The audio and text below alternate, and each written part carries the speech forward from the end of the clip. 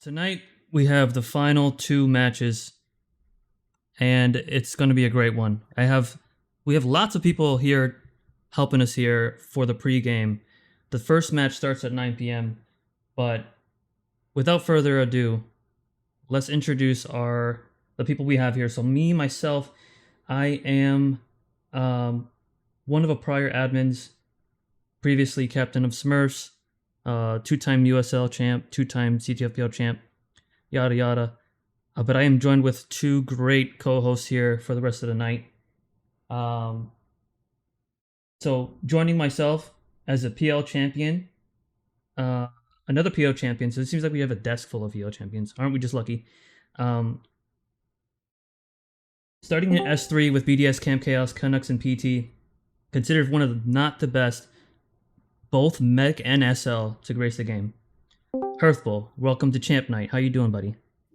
I'm doing great. I'm already excited, and it's still another hour and a half to go. Ooh, I hope I can make it.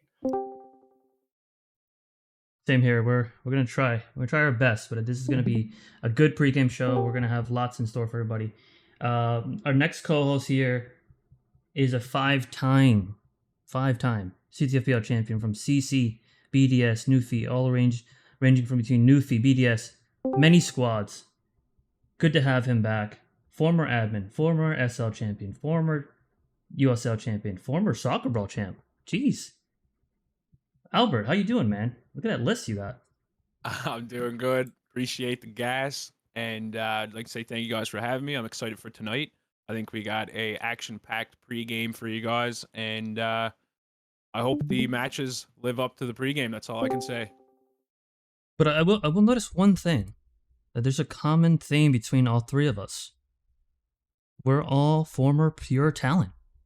How did that Yeah, happen? who isn't?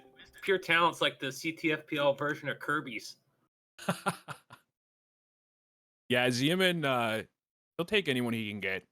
So it's not surprising that we've all been on that squad. Yeah, I don't know. I think there's something's rigged here. I think I think he might have paid us to also. Yeah, I think he's sponsoring us from Pure Talent, just giving us a little bit of. I don't know. Do you think he's trying to bring Pure Talent back? I don't know. Seems a little rigged to me. But regardless, we have quite a list here. So if we could just go over this schedule real quick. By the way, we are missing Angela, so good luck on your game out there. I know he's cheering us on. He was commentating with us for the first 2 weeks.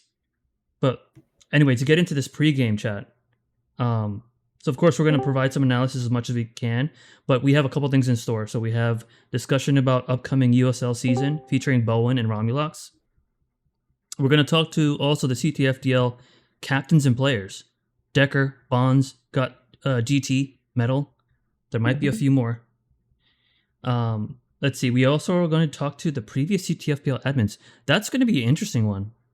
It seems like all of us here have been prior admins as well, but I'm really looking forward to hearing about what Wolven, Joe, Head, and others are going to say. We also are going to look at a little bit at the upcoming map for public play by mode. Also, Exodus will be showing the future updates, which look really great. It's going to be really good for the change of the game, and he'll bring all that up. We may get a chance to talk to Ace if we have time, and then we'll also go over the player rankings. Anything you guys want to add? It's going to be an action-packed night. Yeah, I'm pretty excited for it. It's my first time announcing with you guys. I got some big little shoes to fill with Kelby not being here, so we'll see how that goes. But I think it's going to be a good night. I think the teams have been, building up for this. I seen Zia men's team practicing all weekend. You heard it here first. All weekend, the boys been practicing, and they're getting ready for it. They don't want to give it up too easy to Decker, and they're coming out strong. So I'm hoping it doesn't go to sudden death because nobody wants to see that. I want to see a good, 5-minute, 10-man battle would be cool. But I think that everyone's going to be playing their best game today, and hopefully everyone gets their lineups in and they show out for Draft League Season 1. You bring up a good point. I do hope attendance is popular or high today, considering it is championship night. I mean, if you signed up for the league and you can't even show up to the final night, it's going to be really disappointing. Yeah, I agree with that. I mean, obviously life gets in the way and things happen, and everyone can't make every weekend, but like you said, this is championship night, so you kind of push the wife off for this one, and pawn the kids off to her, and you just show up. This is when the boys need you. Hey, look, listen, this is the final championship night. Can you please just like watch the kids for a little bit longer? Please. That's all we're asking for. We need an extra hour and a half because we got a packed pregame. So talking about the pregame, why don't we talk a little bit about uh see how much time we have for this, but we have some matches that obviously concluded last week. So we have Fangs out that beat CBC in 21 minutes, Seventh Plague over TD and over CFB. And obviously here listing here on the screen, if you're watching on Twitch, YouTube, and Discord, you'll be able to see the broadcast live. But what do you guys think of last week's matches? I think the biggest one for me was Fangs out beating CBC, because prior to that, CBC was kind of on a hot streak, looked like they were going to be the number one. I mean, the JT offense with Chucky was dominating, so it was nice to see them not. I mean, not exactly like I'm saying I hope they lose, but it was nice to see that they got some stout competition, and it was also a game that didn't go to sudden death, which is also another great pleasant surprise. Yeah, I agree with that. That was definitely a good match for me as well. I watched back the stream. I seen it live and then I watched it back.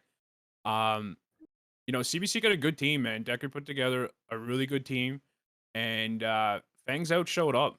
They were there for it. They didn't go to sudden death. They had applaud pressure the entire time. One thing I did like is that right off the rip, they just went to enemy. They caught him off guard.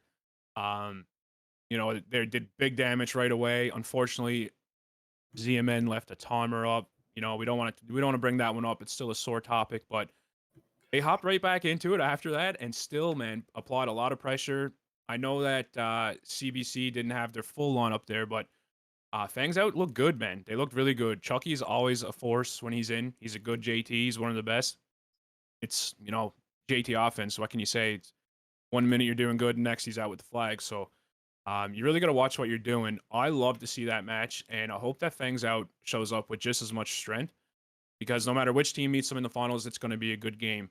And like Herth said, it didn't go to sudden death. There wasn't a whole lot of turtling. It was just like a good match all around. So I really did enjoy that one. As for the other two, um, they were both good matches as well. I mean, they went to sudden death, so it was kind of even. There was a lot of turtling.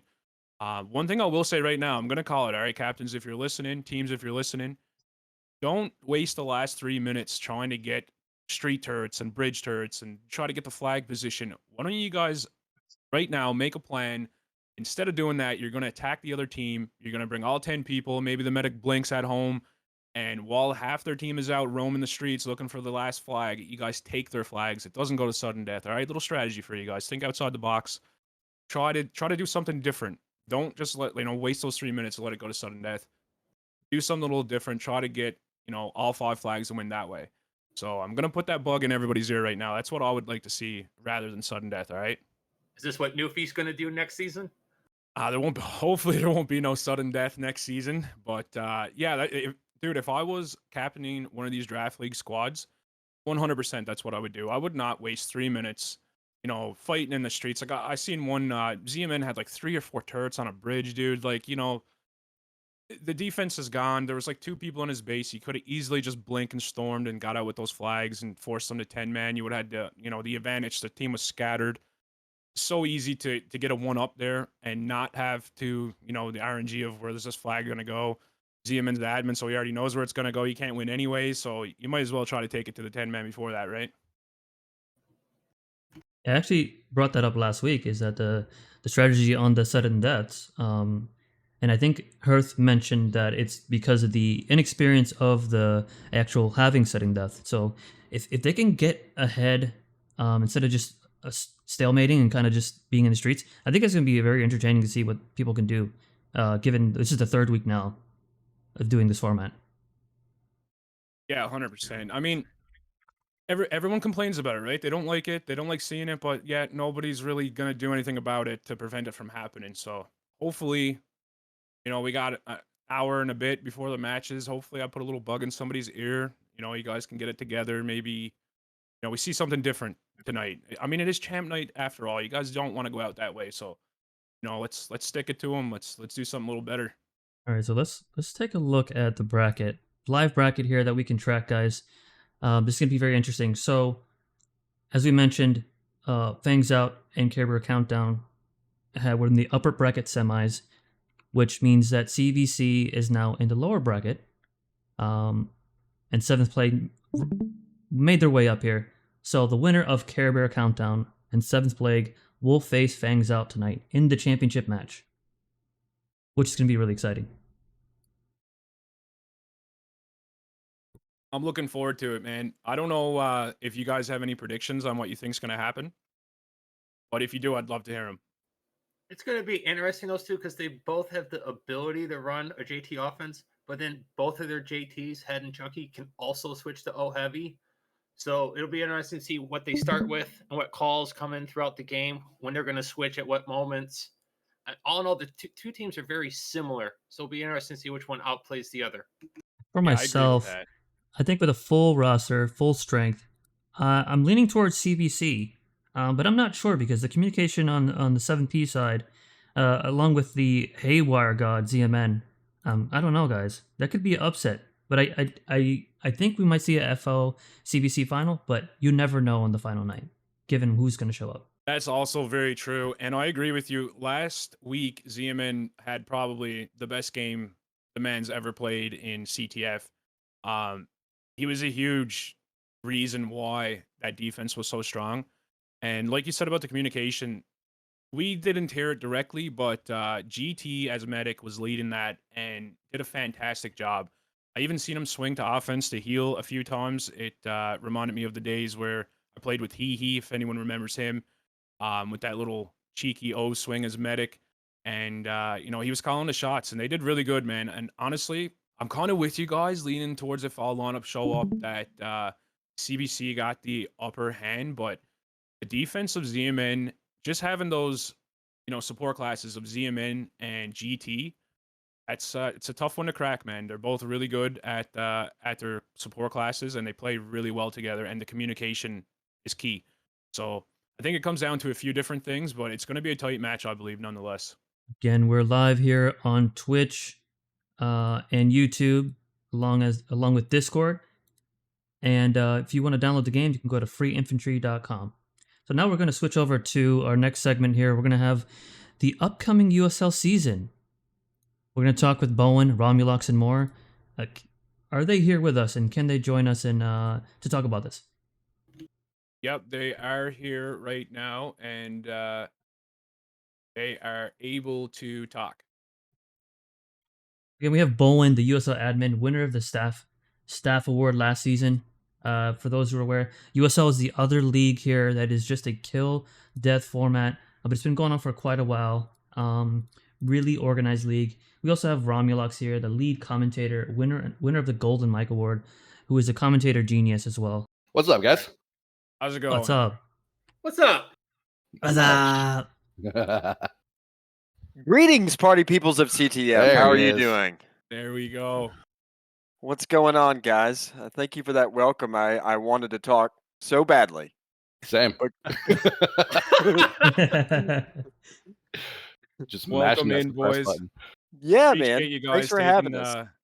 taking the time to come out here today. I know your season's not even started yet, but we do appreciate it. And also, Ram, I just want to say you got the perfect radio voice, man. I love it. Hey, dude, thank you. And it's good to see you back, my friend. It's fantastic. This is awesome. You guys are doing a bang up job. I'm loving this these slides and everything. You're giving me all kinds of notes, things I need to work on. I need to up my game. Yeah. We learned from the best, man. We took some notes from you as well. What you guys got going on over there is absolutely fantastic, dude. Keep up the good work for sure. Well, thank you. Thank you very much. Yeah, man, we got USL season 24 coming up right around the corner next weekend. We're looking forward to it. Got 6 teams this season. Coming right off the heels of CTFDL, there's not going to be any downtime, I don't think. Yeah, I love that. I love how it was scheduled to be around your guys' off season so that the scrimmage players could participate in the draft league and not have any interference. So it worked out pretty good. So I'm glad that happened. I do have a question for you, Bowen. Yeah, what's up? I'm wondering if so there's a lot of CTFers in here right now who don't necessarily understand or know or haven't dabbled in the skirmish world, we'll say, even during SOE. Could you maybe enlighten us on like how the season works, the structure of the season, how everything is compared to CTF? Yeah. So as far as like scheduling and stuff goes, we do a back and forth on maps. So we have 3 maps up for this coming season. Each team will go home and away, so they get to pick which side they start from. Um, and it gives them the option to kind of show who's better on that map. And if they split, we'll figure it out from there. Um, and then going into the differences between CTF and infantry, my first thing I always bring up to people coming from CTF to USL is you can't rep things here. So don't try to run into a group of 5 to 6 Marines and think you're going to be able to rep off their charges, because you can't. And if you hit a grenade, it will kill you in one shot. So don't do that. We're a little slower paced, I would say, than CTF is for sure. Especially playing in DL this season, I've realized how fast that is. So it's an adjustment for me as well. But yeah, no, it's great, and we've already got some guys that have come over. I mean, Exodus and Flo are in our free agents list right now, ready to pick them up. I've got a couple guys like Great Chompy on my squad and Mites. So yeah, it's getting good. Love that. I appreciate you breaking that down. And also, I just want to say I love how you guys have 3 maps and switch between them. That's actually really cool. It wasn't like that when I played, so it's good to keep it fresh like that. Yeah, we actually have 10 maps now total. As options to go to. Several have been made even in the last year. So we really go some of our devs really go nuts just building maps. So it's been great to see. Love that. All right, I got a question actually now for Rom. What do you What's up? enjoy more, playing or commentating? Well, I'm a very mediocre player, so let me be clear about that. I'm very, very mid. Christ. So I definitely probably enjoy commentating as much or more than playing. I think I understand the game a lot better than I play it. I'm kind of an armchair quarterback that way. I definitely can see what should be developing and what's going wrong. So it's really nice to kind of watch the game and be like, well, you'd really like to see a team shift over the top of the building here, and if they do it, I look really Nostradamus omniscient. But if they don't do it, I get to criticize them right there in the moment. But it's definitely fun, man. I got a lot of good co-commentators that join in with me. Particularly, you got a couple of these guys in the league this season. Yosh and Demon in particular have been doing commentary with me for ages now. I did commentary back in season 4 and 5 and 6, I think, of Free Infantry early on. We're in season 21, 22, 23, now coming up on season 24 with USL Live back. So it's been kind of a journey for USL Live. But yeah, Mecha Tactical, those guys join me pretty regularly, and I know they're having a great time right now in CTF. So I would say commentary is probably as fun or more, and I definitely look forward to it. It's a labor of love, but it is a blast, particularly when you have as great of a championship and playoff as we did last season. I completely understand. I mean, hell, just you can watch OVDs or mixes for the CTF equivalent all day and not play and still have a great time. Mm-hmm. Yep. Yeah, I've I done that. enjoy the watching aspect myself. More like all week I've been watching. I haven't unspec'd, and I've had a great time. We had some of the most intense matches last season I think I've ever seen in USL. We had 2 just incredible squads in Warhawks and Anything to Win. And each time they played, which was twice during the regular season, it was like pins and needles on the edge of your seat for 30 minutes straight. And that kind of like by the end of it, I think Bowen and I were both physically exhausted just watching the game, because your brain is just working out all the things that could happen, all the flanks that are coming. Sav is doing it live in the moment. We're just trying to keep pace with him, and it was incredible to watch some of those games. And there was also some really good games from Pay Pigs as well. Just it ended up with a huge upset with Warhawks taking the championship last season. But man, was it down to the wire for a number of those games, and just tons of fun to watch. Well, that and I think everybody just wanted to see Saw finally lose one for a change.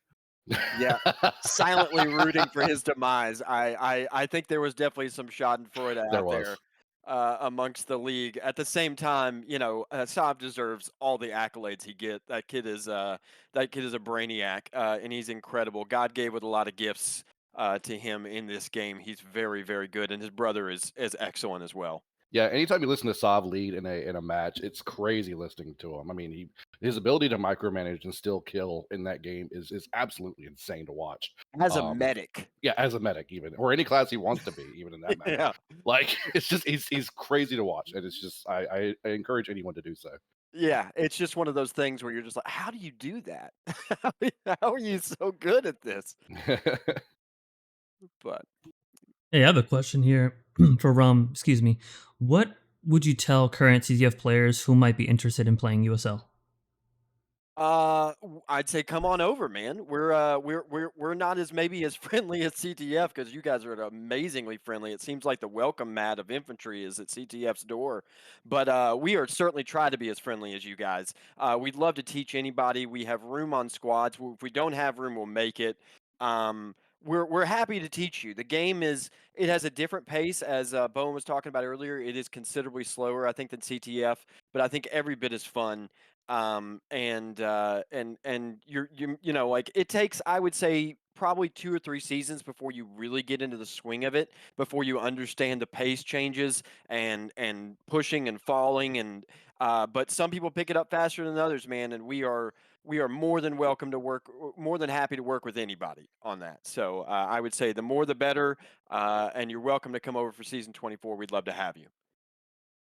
Yeah, and Awesome. I'll Yeah. say like Posty is one of the most improved Marines on USL Tons in of fun to USL in watch. general. Yeah, and he's insane to watch. Like the same thing. He's so aggressive. It's really fun to watch him play. So yeah, some guys And can really do well.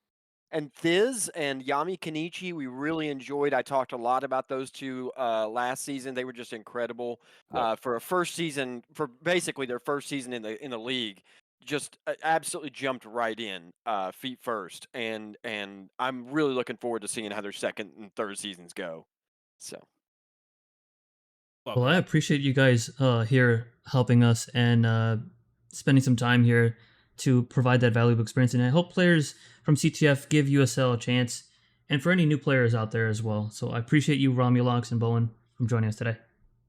Absolutely. absolutely. Thanks for having us, man. Really Yeah, thanks. appreciate it. We love the partnership between CTF and USL. Definitely want to continue to promote that. I'd like it if we can continue to stagger these league times so that we try to overlap as little as possible because we want to encourage more of our population to be available for your games. And I hope you'll do the same for us. I think the two of us growing together at the same time is the trajectory forward for infantry. And I hope you guys are joining me in that thought and that sentiment. So. Yeah, 100%. I know that I would love to see that, and I think 99% of the population would agree with that as well. It's one goal at the end of the day, and that's what we want. Absolutely, it's just so much better. What I've noticed, it was great when we had four teams in USL, but it's always better when you can get to 6 or 8. The competition just gets better. You have more upsets. You have more to talk about. Just more people involved, more drama, more action. And I think the idea would be let's get to 8 teams for both leagues. That's a goal to set, and I'd like to see us get there. Yeah, I couldn't agree more.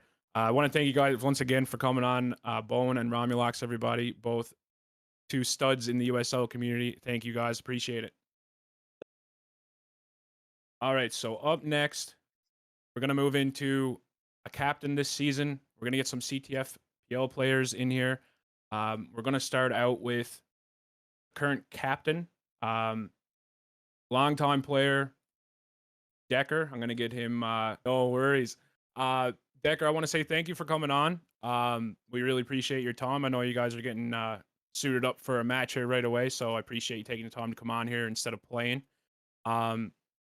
First of all, for anyone who doesn't know, or maybe from USL, Decker is one of the longtime engineer class players, and he's also a captain in the draft league. He's playing one of the first matches. He's captain of CBC. He's going to be taking on 7 Plague here right away. So Decker, we do have some questions for you. We'll hop right into it. I can start it out. So what I want to know is, how was your experience as being Draft League Season 1 captain, like from, going through the draft picks to playing the matches and, even scheduling and then playing with a team that you just, randomly put together? I'd say it's been fun. ZMN and everyone else made a pretty compelling or a pretty significant list, which I'm sure was no small feat. It's been fun, and it's been fun incorporating a few people that haven't played before, some USLers, like the guy I spoke to earlier, and then a bunch of people I played with in the past and played against in the past, and a whole lot, and won against and done whole lot of losing against. So yeah, it's been fun. Now, when you started off, did you already know like ahead of time your drafting strategy, what you're going to do? Yeah, I had every single player essentially color coded. People I thought were like must-haves, people that were overrated or not overrated, but maybe not where they should be on the draft list. And then I had some people that I felt like I could steal based.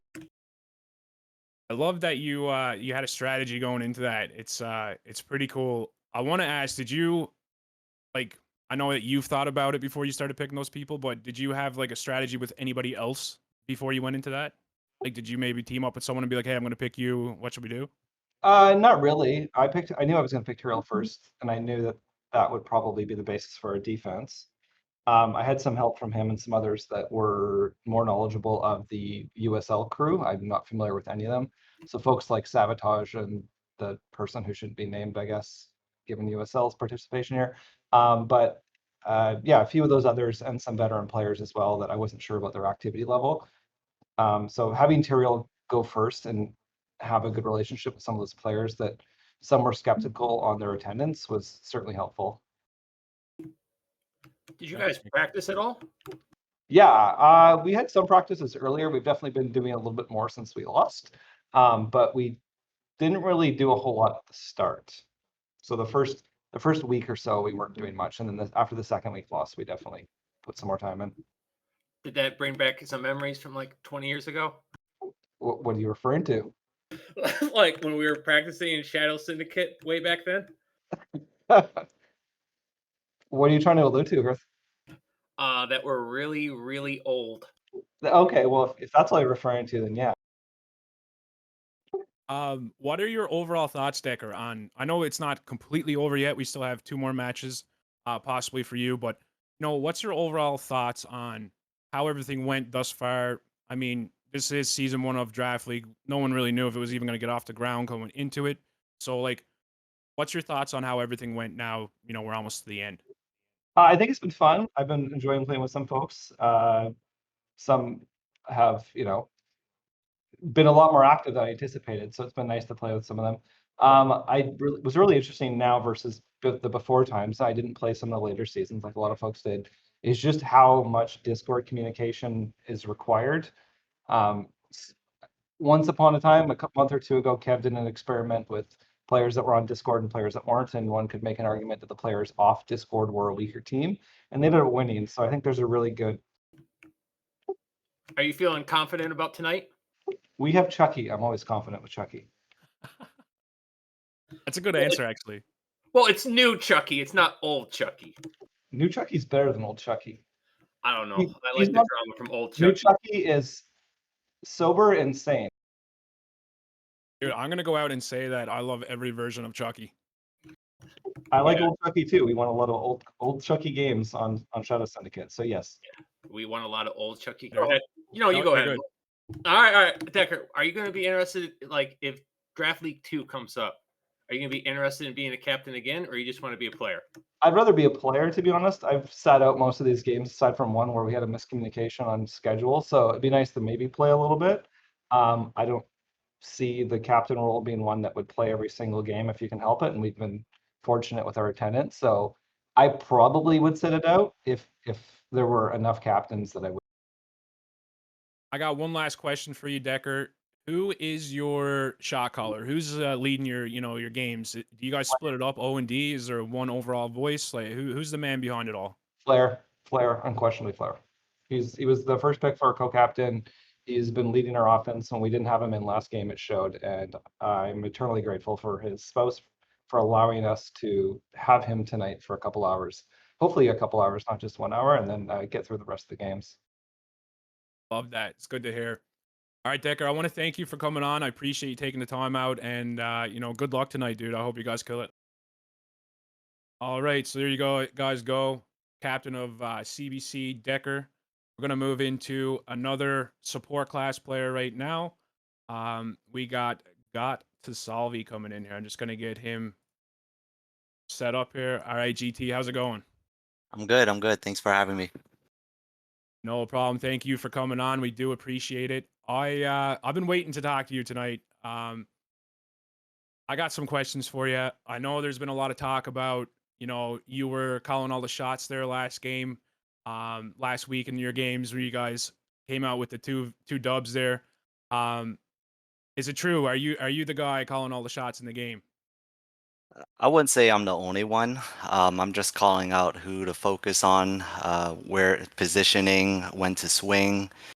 That's about it. ZMN is helping a lot. Our Matt, he's helping with offense. So we're all working together and communicating with one another. Oh, I didn't realize Matt could do that. Props to him. He's doing the best he can. I love that. So tell me, as a medic, and being in the position where you're trying to make all these calls and making the swing calls, and just trying to have the awareness of what's going on in your O and your D, while trying to stop potential flag room rushes and stuff. Do you feel like that impacts how you have to play as a medic? Do you think it hinders you at all, or do you find it any bit annoyance, or are you good with it? I mean, I'm learning to adapt to it. At first, it was hard, but you gotta do what you gotta do to keep the defense up. Whether you'll make mistakes, but you learn from it and you just get better and better. And when you lose that first game, you just think about it for the next match and the match after that. And we just keep getting better as a team. I've been fortunate with good players. No one has a really big ego. They listen. So yeah, very good team. What's it like?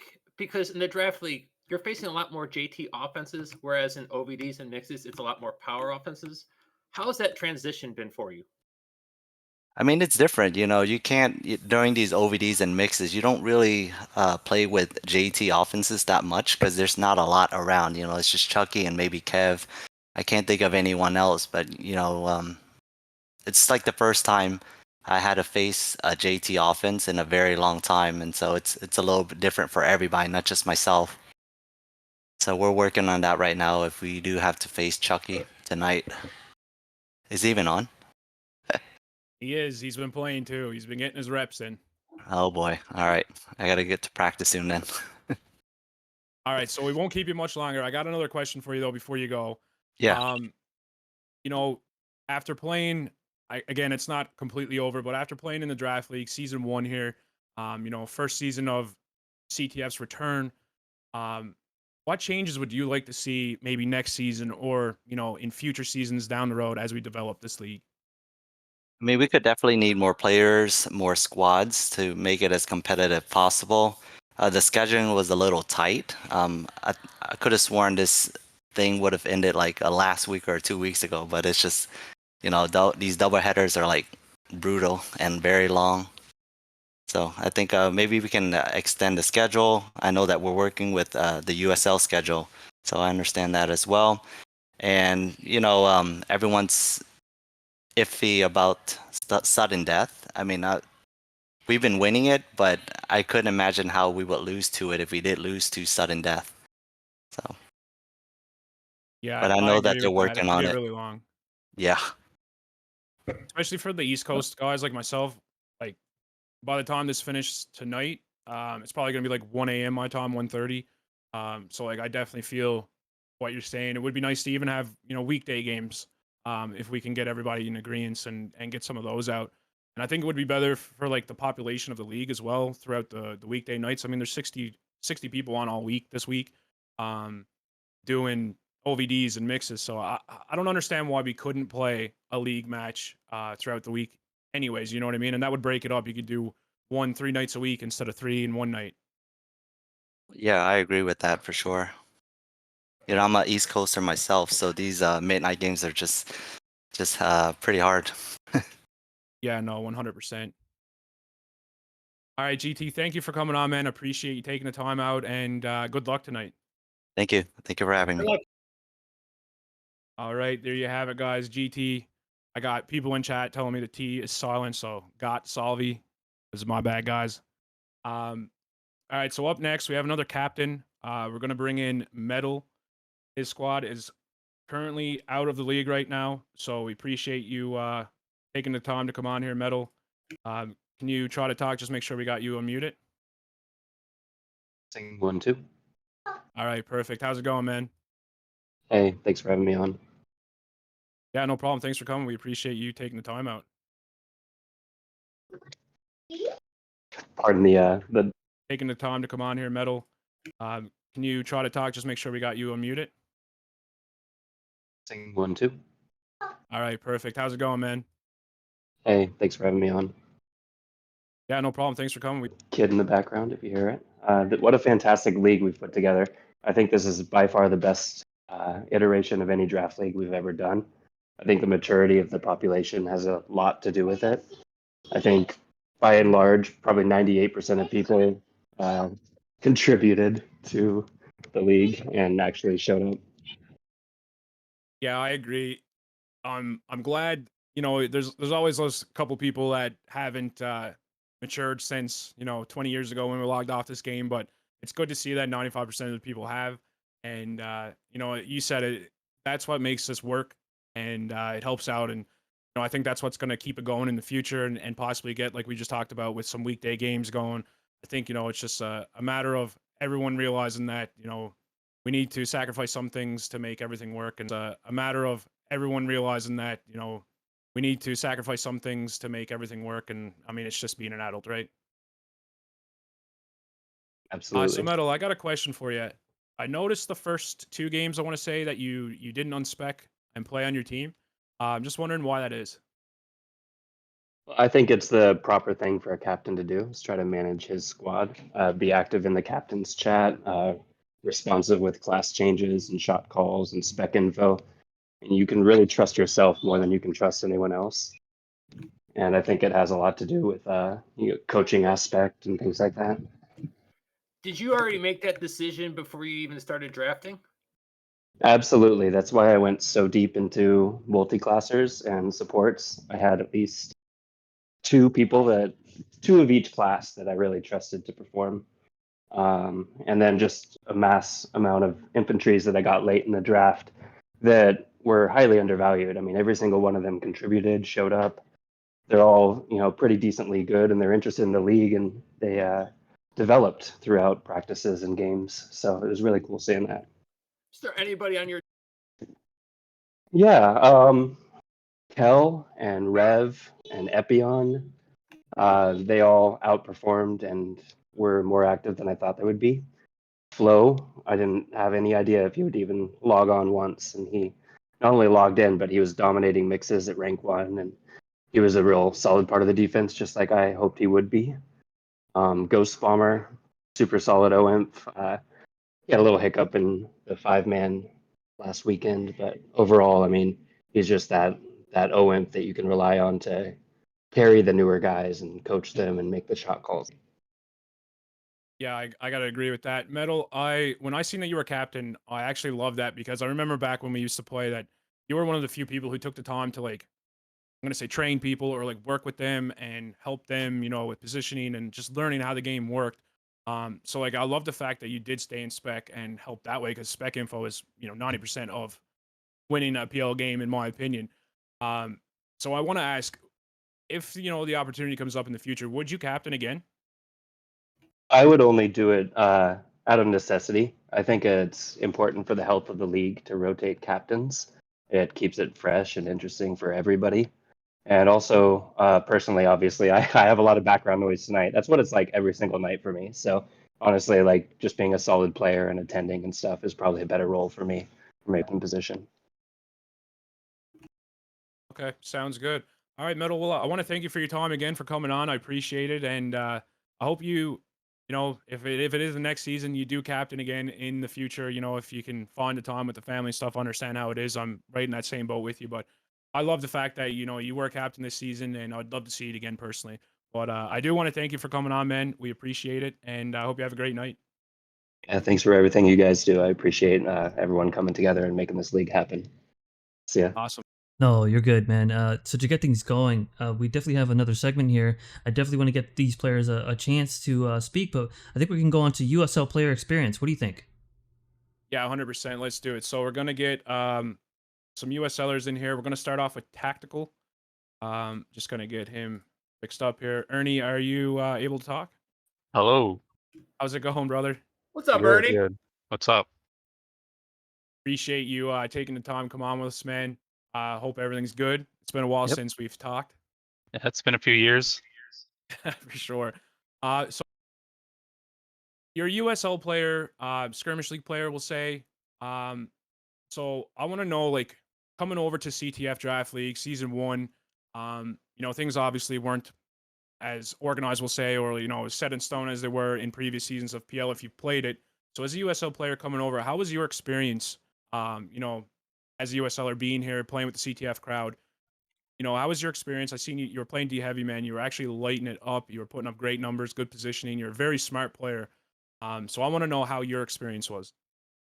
I played a little bit of PL in the past, not starting, but I played a lot of practices with teams like Juicy Fruit, War Turtle, Emperor Squad. So it wasn't as jarring for me as it would be for other skirmishers. And I played an unhealthy amount of CTFX in the past, so it wasn't as hard as you might think for a player like me to transition.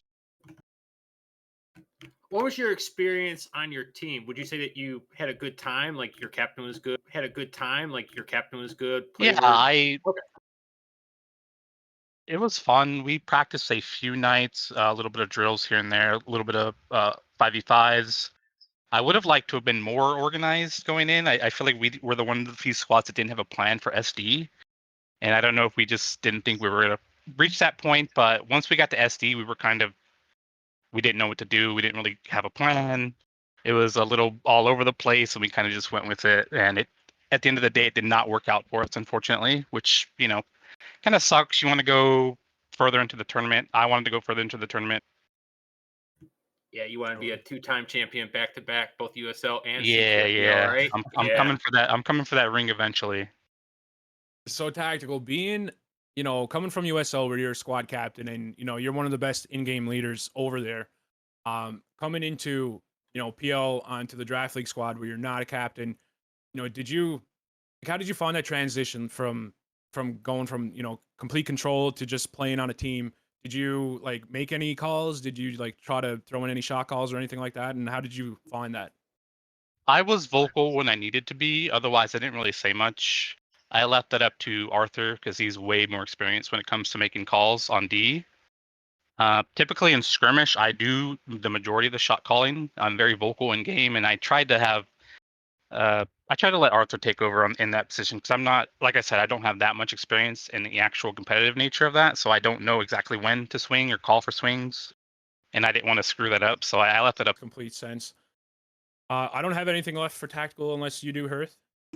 I just got one last question for him. Considering that you have like a little bit of PL experience before you came in, what kind of advice would you give to brand new skirmishers that are looking to transition over? I would say leave your ego in skirmish if you have one and listen to the more experienced players because they have a lot of good tidbits. For example, Amok brought me aside a few sessions and he gave me some really good tips. And I was very open to anything he said. I didn't let my ego get the better of me and say like, well, why don't I do this way? Why do I do that?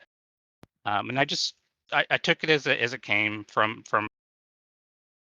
I would have to agree with that. It's kind of like what Owen was saying earlier. They're two different beasts when you compare USL to CTFPL, and someone who might be a stud in USL might not be in CTFPL as it's completely two different ball games. So I totally get what you're saying, and I hope that the people who feel that way when they come over here that they listen to you and do take the advice because there's a lot of people who are willing to give that advice.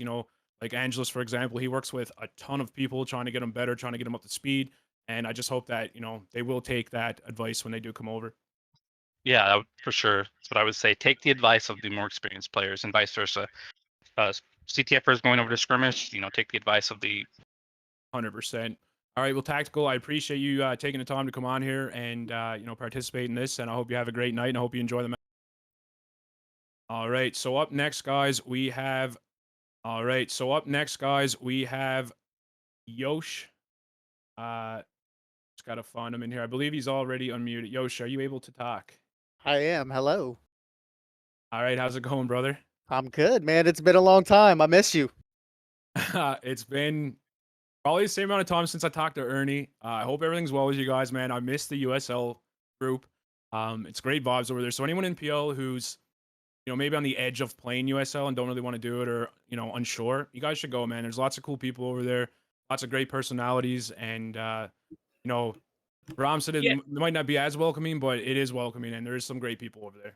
Yeah, they got backs. I mean, great personality. Yeah, I mean, we have a couple bad apples when it comes to Ram said it might not be as welcoming, but it is welcoming, and there is some great people over there. Yeah, they got backs. I mean, great personality. Yeah, I mean, we have a couple bad apples when it comes to All right, how's it going, brother? I'm good, man. It's been a long time. I miss you. It's been probably the same amount of time since I talked to Ernie. I hope everything's well with you guys, man. I miss the USL group. It's great vibes over there. So anyone in PL who's maybe on the edge of playing USL and don't really want to do it or unsure, you guys should go, man. There's lots of cool people over there, lots of great personalities, and Ram said it might not be as welcoming, but it is welcoming, and there is some great people over there. Yeah, they got backs. I mean, great personality. Yeah, I mean, we have a couple bad apples when it comes to but yeah, man, if you want to come over to USL, you can always get a hold of, me, Tactical, Mecha, Sov, any of us, and we're willing to help you out. Like anybody that wants to transition over, just get with us and we'll talk you through it. I mean, we do it all the time with most of the squad captains have been with me or Sov in the past. So, just get with us. You'll have a good time. And just have fun. I feel like I can apply the same thing I said about Metal, being one of those guys who will spend time with people and show them the ropes and positioning and all that, and say the exact same about you. Like, I see you work with people all the time from way back, like No Man's Land, league and stuff like that. So I love that, you're that type of guy. So if anyone in PL does want to play, reach out to Yosh. He will help you. But Yosh, I got a question for you. With 15 USL championships under your belt, you're no stranger to those intense situations that everyone plays this game for. That rush, that feeling you get. So I want to know, playing in the draft league, I know it's obviously not a championship match or anything that's happened yet, but did you get any of those rushes or feelings when you were playing in the draft league, like playing CTFDL? Yeah, so it's a different pace. Like what I like about PL versus USL is no matter what, I was always in a fight. Right? That was a different and cool experience. Especially for my team, I was helping lead the off. I mean, I was the one leading the offense when Sav wasn't doing it. So that was definitely a new experience for me, which is probably why we looked a little rough sometimes. But what are you going to expect with a new guy coming in, leading an offense? So.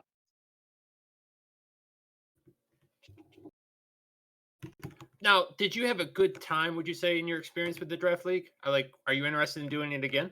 Oh, 100%. I had a blast. I like playing CTF and the mixes and stuff like. Are you interested in doing it again? Oh, 100%. I had a blast. I like playing CTF and the mixes and stuff like that more than playing skirmish pub. Do you see yourself becoming more involved with CTFPL or even CTFDL after playing in this draft league and experiencing it and getting to know the guys a bit more? Like, do you see yourself becoming involved more, maybe even a staff role down the line? Whoa, calm down with that staff stuff. We don't talk about those forbidden words around here. Yeah, definitely. I'll show up in more mixes and stuff like it, even during USL off season. Like obviously, when USL is going on and stuff like that, we're gonna SB and stuff. But if we're not doing anything, then I'll probably be in CTF trying.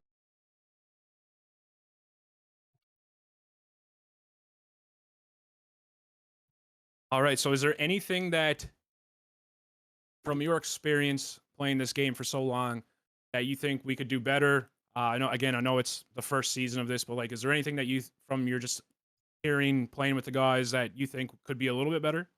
Yeah, so a couple things. Obviously it's already been brought up, but playing 2 times a night, that kind of sucks. I think weekday matches should be something that we do. I mean, if we're on, why not do a match? Right? Like I don't understand that. I've never understood that. I've always tried to push for weekday matches, but people are very adverse to that, which kind of sucks. Um, be more open to change. Like that goes for both leagues. I feel like people play this for nostalgia and that's cool and whatever. But don't be like so close-minded to what some of these guys are trying to do with like items or classes or rules. Stuff like All right. So is there anything that from your experience playing this game for so long that you think we could do better? I know it's the first season of this, but like, is there anything that from your just hearing playing with the guys that you think could be a little bit better? yeah, so a couple things. Obviously it's already been brought up, but playing 2 times a night, that kind of sucks. I think weekday matches should be something that we do. I mean, if we're on, why not do a match? Right? Like I don't understand that. I've never understood that. I've always tried to push for weekday matches, but people are very adverse to that, which kind of sucks. Um, be more open to change. Like that goes for both leagues. I feel like people play this for nostalgia and that's cool and whatever. But don't be like so close-minded to what some of these guys are trying to do with like items or classes. Get it, and it takes time, and people should just be more accepting to that, more open, like you said. And as we said before, I agree with the weekday matches, man. I think it's something that needs to happen, and these two leagues are going to have to run side by side eventually. So I think that's the play. People need to be more open to it, and I couldn't agree with you more. Herth, did you have any other questions? No, I agree with everything he said. Apparently, we should put up a bunch of polls, ask people for what changes they'd like to see, and go. Please no. Please no, don't do that. Let's not go down that route. I think I think you need a couple people that are sane that leads to the helm of the ship and not go down this current path that USL's doing where everyone's getting pulled and people have random voices and I don't think that's always good. Oh, you're disagreeing with the USL leadership. Okay, Oh, got it. 100%. Yeah, 100%. I mean, I've never been a fan of Pull the Boys. Love that. Well, Yosh, I appreciate you coming on, man, and we'll probably get you back in here a little bit later too with the matches on the go. But I hope you enjoy your night, and I hope you enjoy the matches. Thank you guys. All right, so up next we have Mecca, aka Jordan. Not sure what other alias he plays on. Heartbreak Kid, maybe. How's it going, buddy? Hey, what's up, man? How doing? Pretty good. Another long time old friend. Haven't talked to in a while, so hope all is well with you. Sure, yeah. Send you, bro. So, Mecca, did you enjoy the concept of a draft league? And is it something that you think would work in USL, or would you like to see something similar in USL? I liked it for CTF, especially as the returning season. I don't think it would work in USL. There's too many egos in USL, and people would just refuse to play with each other. There's always some sort of grudge match going on every week, so I don't think it would work in USL. I think a salary cap could maybe work in USL again, and I suggested that for CTFPL too. Once they get through the draft league, maybe a salary cap could work. I agree with that. The salary thing, because yeah, Albert and I were literally just talking about that the other night. It's Yeah. interesting to see someone else kind of reach the same conclusion.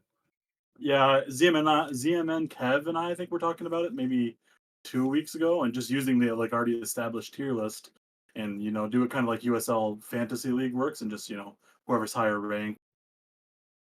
Yeah, I agree with that. I think that draft league's a great concept, and it did work.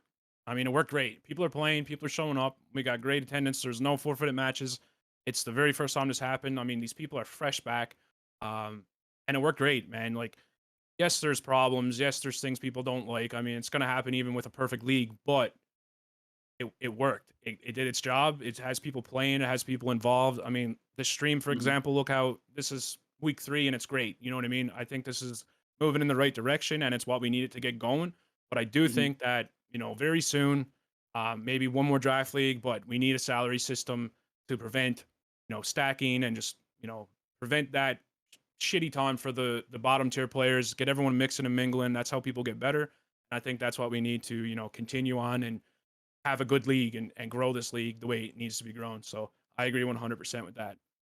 Yeah, and I think too, like USL salary cap kind of worked, but not really, because I think in USL you still have fun because you still get guaranteed 30 minutes, even if you're getting blown out, which might not be that fun. But in CTF, if there's no salary cap, if it just somebody's stacking a team, you're gonna lose in 5 minutes, and you practice all week and showed up on a Sunday to lose in 5 minutes just doesn't seem very fun with stack squads. Yeah, I agree. And well, I mean, CTF is hard enough as it is, right? You Right. need to spend time with players. You need to work with them. They need to learn. The way you get better is by playing with better people, in my opinion. So if you have, the bottom tier on one squad, they're never getting better. They're just like you said, it's Mhm. 3 minute game. They don't even get turrets down and it's over. So I think that overall, that's the way to go. And I hope that if we get Yosh to put up a poll for us here, that people vote. If we get Yosh to put up a poll for us here, that people vote that way. I think he would prefer no polls at this point. So, Mecca, I noticed there's a pretty big increase in USL players in CTF Pub in this Mhm. draft league. I noticed it this week mainly in Pub, though. There's a ton of USLers playing over here. You think that we're going to see more of that as, the draft league and the weeks go on and we get into a second one? Like, is there any talk over there about more people coming over, or is there like a barrier where they don't want to, or is just like, the skill gap? What do you think about that? I think you will see more sign up next season. I think most of the people who signed up this season had some sort of CTF experience in the past. Like maybe they were on a practice team back, 10 years ago or whatever. But there's a lot of skirmishers that never even played CTF, so think you could see more of them. Skirmish Pub kind of sucks. I'm not a fan of Skirmish Pub. We're always doing that stupid green yellow map, and I think it's awful. So I think that's why people gravitate towards CTF Pub, because most of the time it's more fun, except when people are flagging right away. So I do think that you would see a pretty big increase, especially if we keep doing draft leagues in the off season of USL for now. Eventually it can be whatever, but when trying to reestablish, I think that people like to play Infantry, and if they can jump over to a seat league, I think that they will. Love that. Are we going to see you for the next draft league, Mecca? Yeah, I told ZMN to make me a captain. I'll do it. Drafting Ooh. only USLers. I actually, I love that. You captain squads in USL and you lead in there. You're a great leader. So, are you serious when you say that about captaining over here? Yeah, I would do it.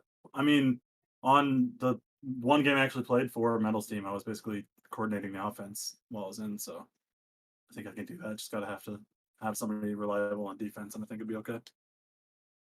That's good to know. Actually, it's great to even hear that. There's so many CTFers that won't do it. So it's good to hear that someone from a different league would come over here and, they're already calling shots in draft league games and they're still willing to, captain, throw their neck out there and do it. So I know hats off to you, man, for even doing that. So that would be cool to see. Yeah, I would love to do it. We'll see if I know last time in the first season there, Metal was kind of like last minute pick because X5 backed out. So seems like not everybody wants to captain, and then we probably shouldn't have repeat captains except maybe one or two. So be good to get some fresh blood in there, I think. Yeah, I definitely agree too. So Herth, you have any other questions? I'm good here, Alb. All right, perfect. Well, Mecca, I appreciate you coming on here, and I hope you enjoy the matches tonight, and I hope you do get that chance to captain next season. I hope so too. Appreciate Tactical Yosh Mecca and joining their presence and giving some insight. We do wanted to give some time to the USL players because, of course, we need all infantry players to kind of give this a shot here, and appreciate all of you from making this work for us. So we're going to switch it over for a different topic now. We're going to go more development side. This is some new exciting stuff. So we're going to take a look right now at the new pub play map that's being created. So right now here on broadcast, this is a map that is condensed bases from many maps that we are aware of in this game, and there's some that may not be aware of. But guys, what do you guys think of this map so far? And if this was introduced in pub play, how this is a map that is condensed bases from many maps that we are aware of in this game, and there's some that may not be aware of. But guys, what do you guys think of this map so far? And if this was introduced in pub play, how do you think that would go? At this point, I think any change. I mean, we need to experiment more. I know it's been commented on earlier, but in order to keep this game fresh, even though it's 20 years old and longer, I think new. Yeah, I agree. I mean, there's only so many times that you can play 20v20 in Twin Peaks and actually have an enjoyable time doing it. There's 40 PCs getting wrapped around and stuff. So I mean, there's only so much that you can handle, right? So I think that this, even though it's something that we've all already seen with it being like extreme Hendrix Point, uh, Aliath, if I say that right, um, I think that it's still refreshing. Also, I've been told that there's a voting system. So like you unspec, and every match you can vote on what map you want to play next. Do you want to play the X bases? Do you want to play Hendrick Point spaces? Like, what do you want to do? You can pick. Everyone votes on it. Majority wins. That's what you're playing. And I was also told that if you do pick the extreme one and it wins, you get to play the X classes as well. So I think that that's pretty cool. I think that's going to be something that will actually make people want to play pub more, because right now, like I said, once it's 20v20, nobody wants to do it. They just want to OVD. Everyone gets pissed off. So this might be something refreshing to keep it going just a little bit longer before those OVDs start. Right, I remember doing the voting system there in skirmish side, and that's pretty cool. So I bet having one map with all the bases here would just make it easier on the implementation, on the dev work. Again, I'm just assuming, but it kind of brings back a little nostalgia for me, because being a player going into an arena with HP map, that is actually one of my favorite maps. But I think this will be really cool and will give a good change of pace for pub play. I know there's people that play pub every night, and so Yeah, I agree 100%. So we're going to be joined right now by Exodus. Are you here, sir? Hey, mic check. Can you guys hear me? Yeah, Yes, we can hear sir. you. Thanks for coming on. We do appreciate it.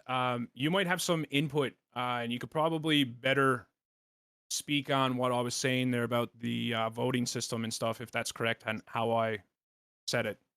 Yeah, absolutely. First of all, thanks guys for having me. Thanks for putting the stream on and basically a production.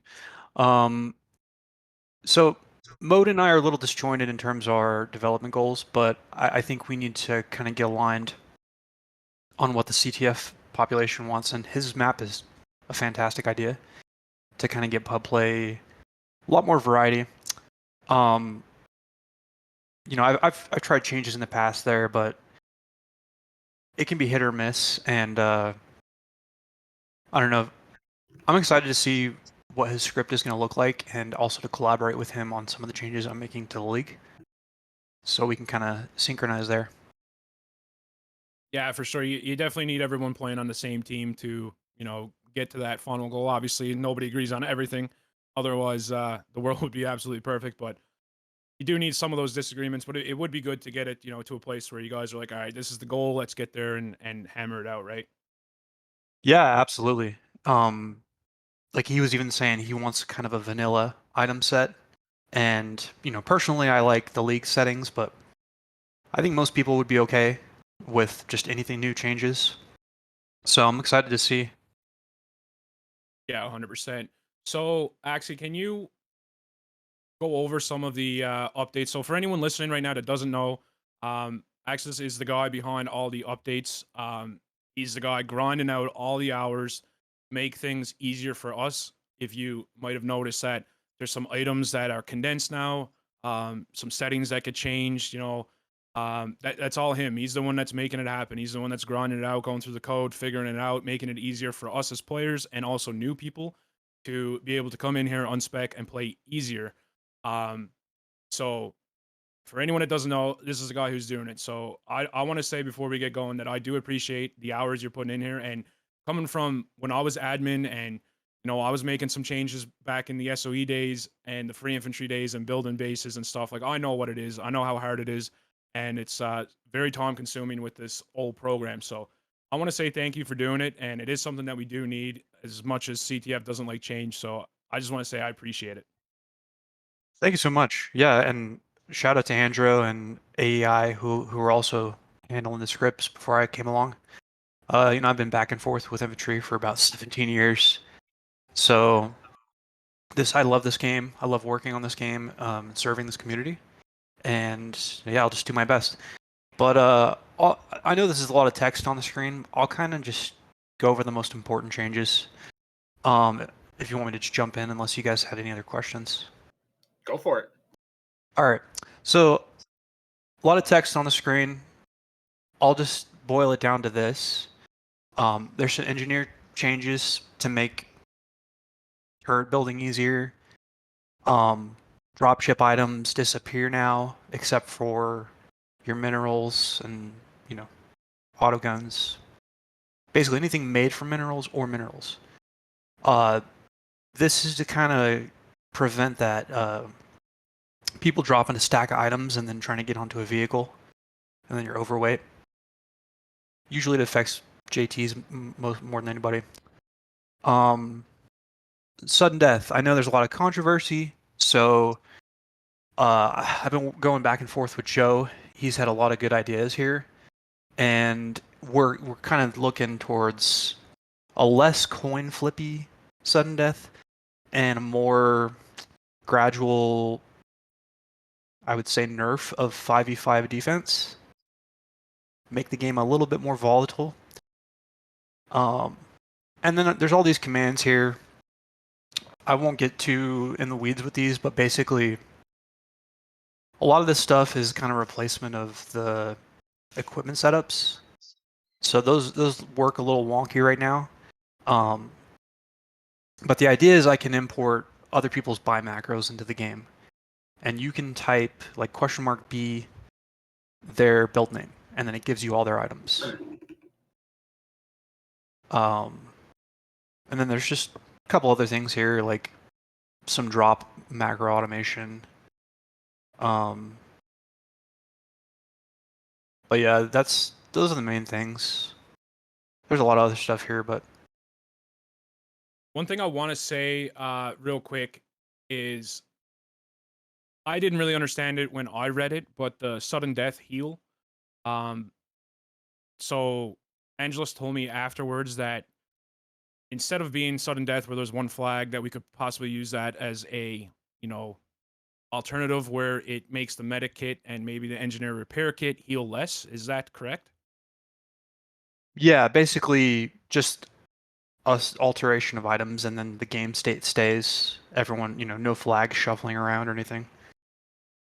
See, I think that's a way better solution personally. So again, just so everyone can understand, instead of it being sudden death where there's one flag and it spawns some random spot and ZMN already knows where it's to and all that shit, it actually just changes items in the game. So the medic kit heals less, which makes defense not as strong, which will make the game go faster. And then the turret kit as well will heal less. So, turrets go down faster. It makes it a little bit faster of a game that way versus one flag going somewhere random. So that's basically what that means. So in my opinion, that would be a better alternative if it did speed up matches to the one flag.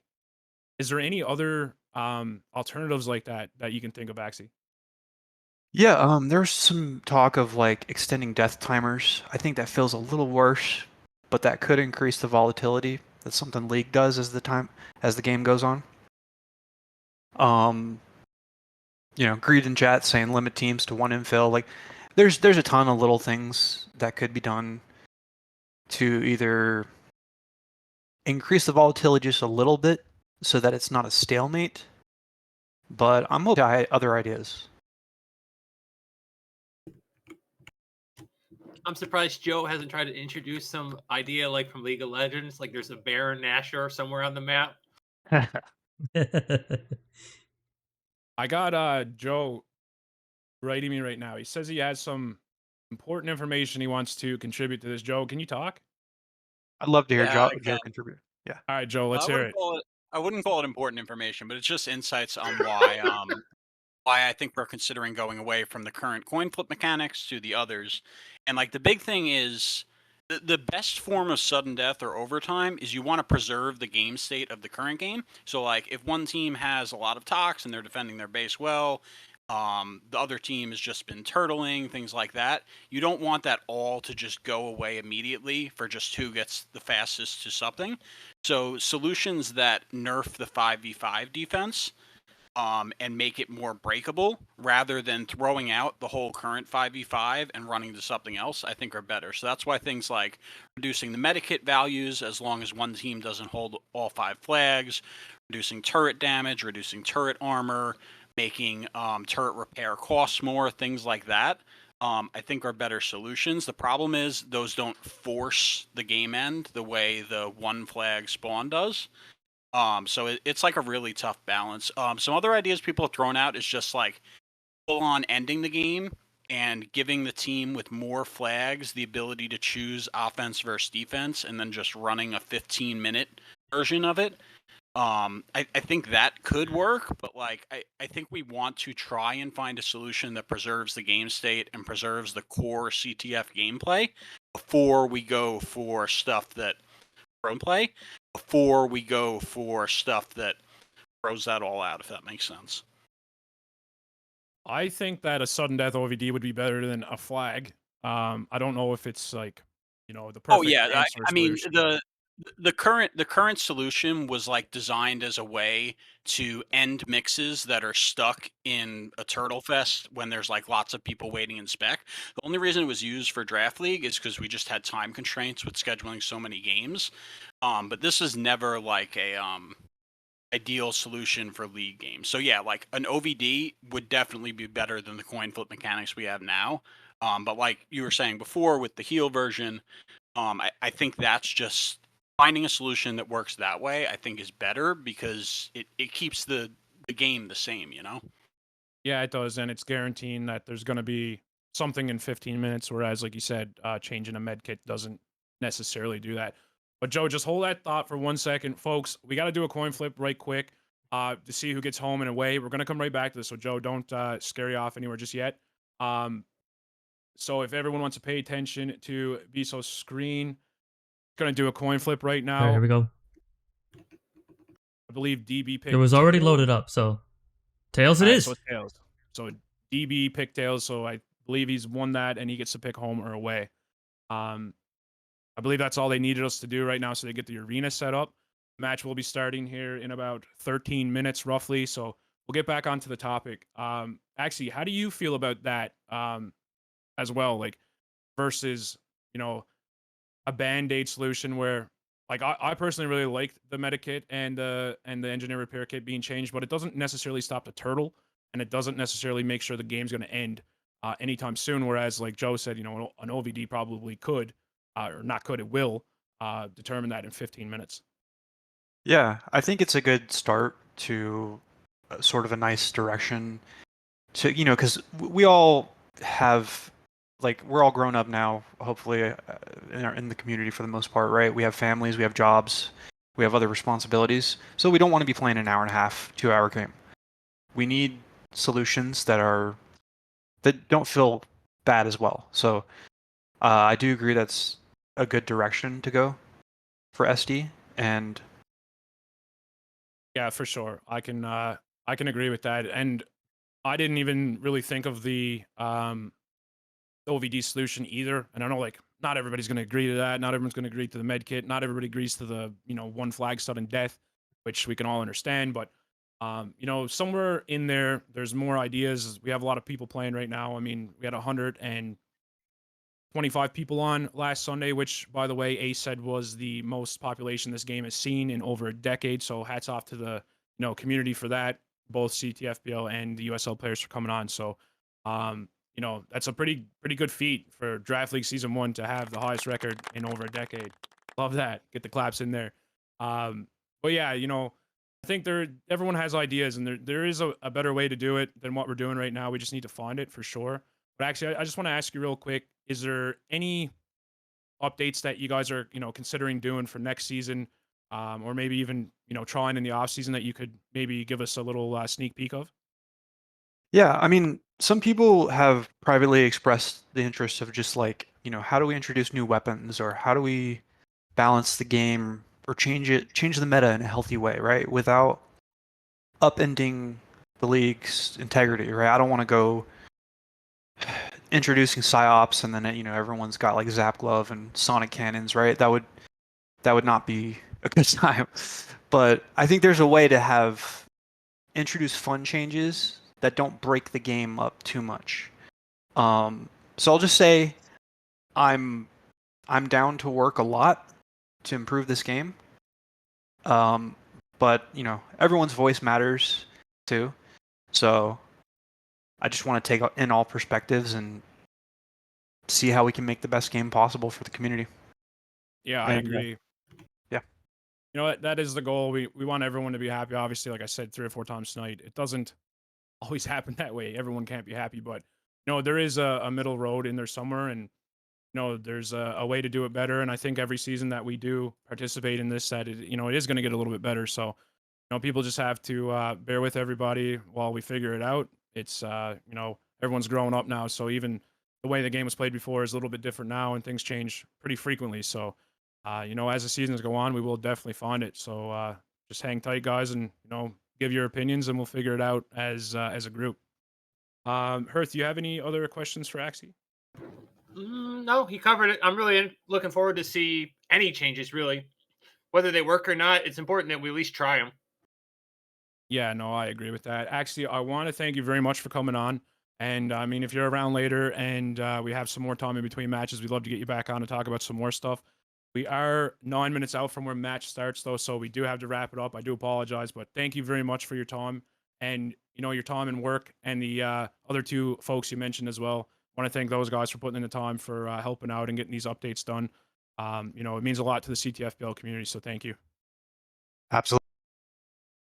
Appreciate those guys. I will say, if they're still listening, probably see if you can kind of code something so that Yosh can't vote, even in game, because it doesn't make sense for him to vote on the map, especially since he's allergic to voting.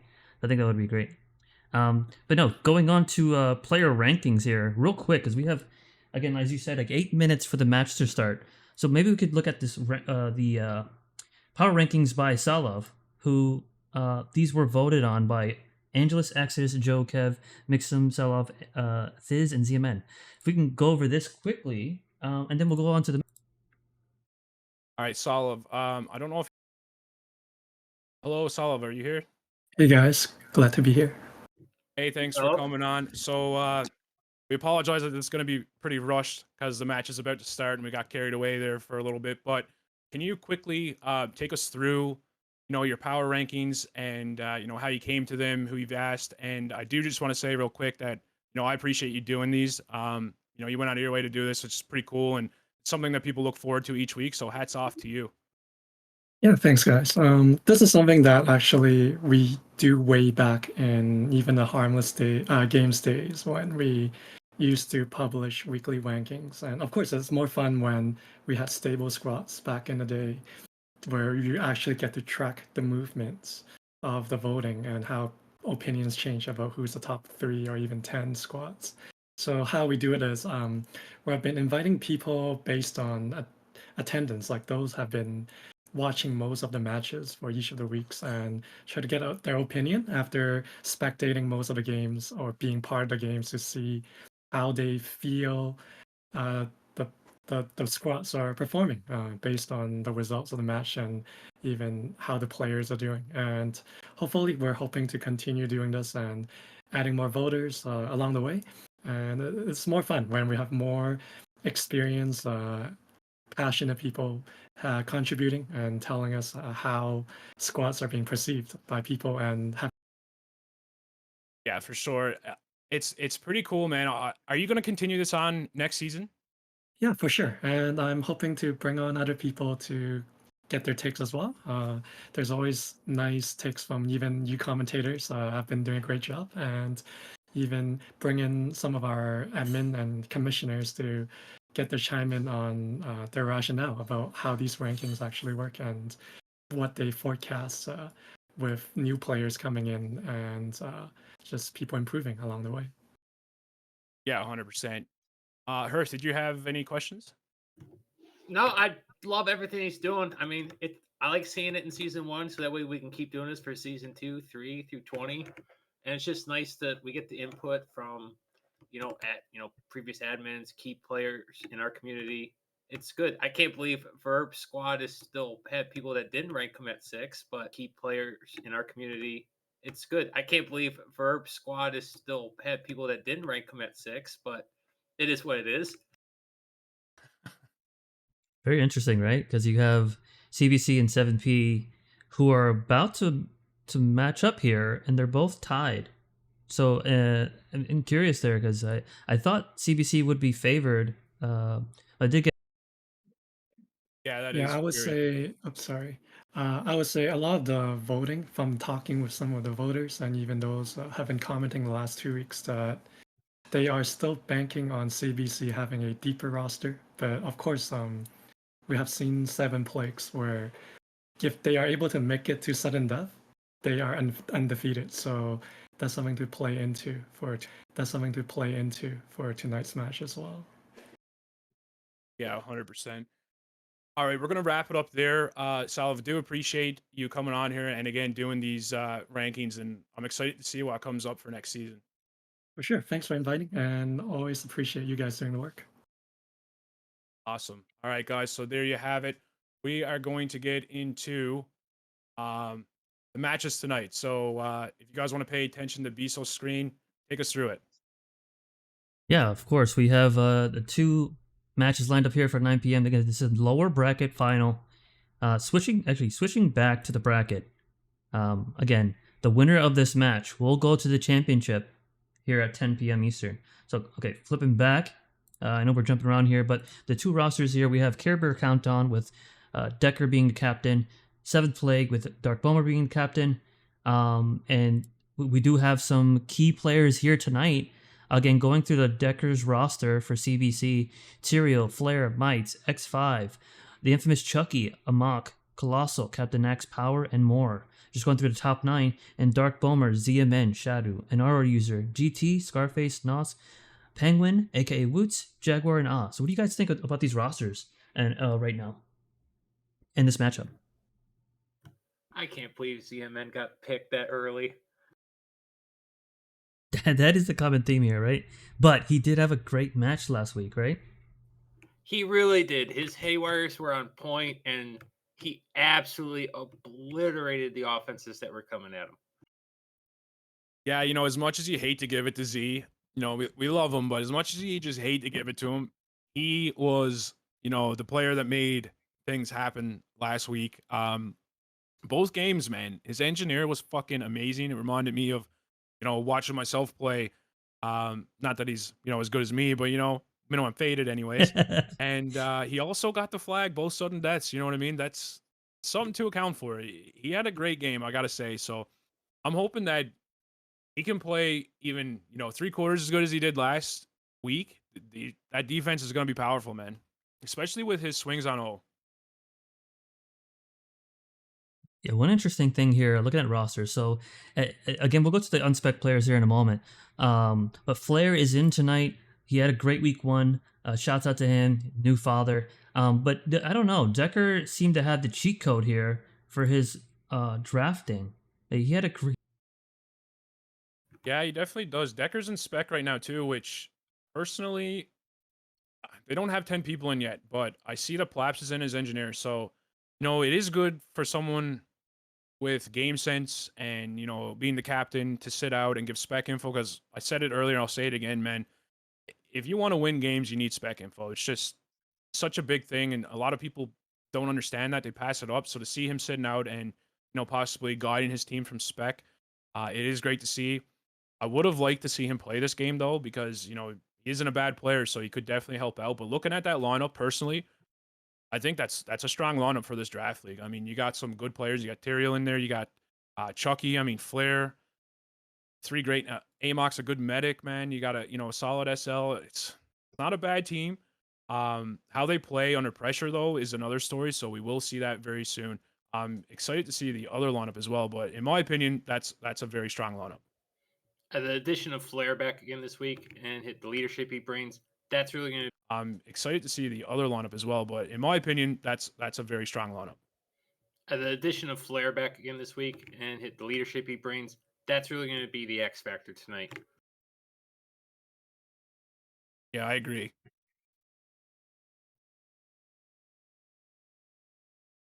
I wonder why we don't see the other team in here yet. Again, a mock is playing Captain Axe, Chucky, Colossal. There's 9 players, and you brought up the spectators, right? Because I think one of the matches, one of the teams had just 10 players unspect, but I think spec info is really important. At least it was in the regular league non-draft iteration. Knowing when your TVs are going to blink, just different crucial moments. Infiltrators in the game. Obviously, you get more notification now of what infiltrators are in. I think spectator is such a big part of this game. A big part is just the spectators also calling out the armor setups on the opposing infantries. That way you don't have to guess, is he Kara? Is he P6? You already know what weapon set to use and optimize for damage. Spec and Beso. Yeah, you can't say it enough, man. It's huge. I mean, a little bit off topic, but last night ZMN's team was practicing, and Herth and a few guys were against them, and I was giving the guys spec info, and it literally shut down GT. Just knowing when players have blinks and where the blinks are and how to play around that, and like armors, for example, knowing what the other team has for armors, it's something that is very underrated, and a lot of new people don't understand it, and it just Rather than fiddling around with these screens, let's go right into the live action here. Again, we are going to include the chat tonight. So again, players, be aware.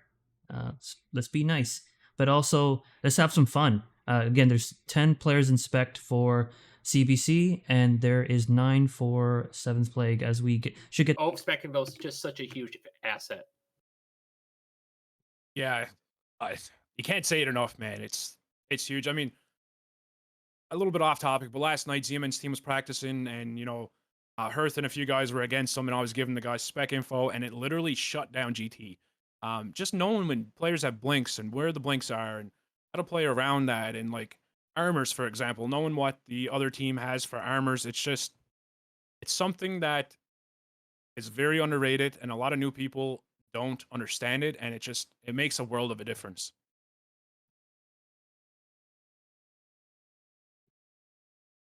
Rather than fiddling around with these screens, let's go right into the live action here.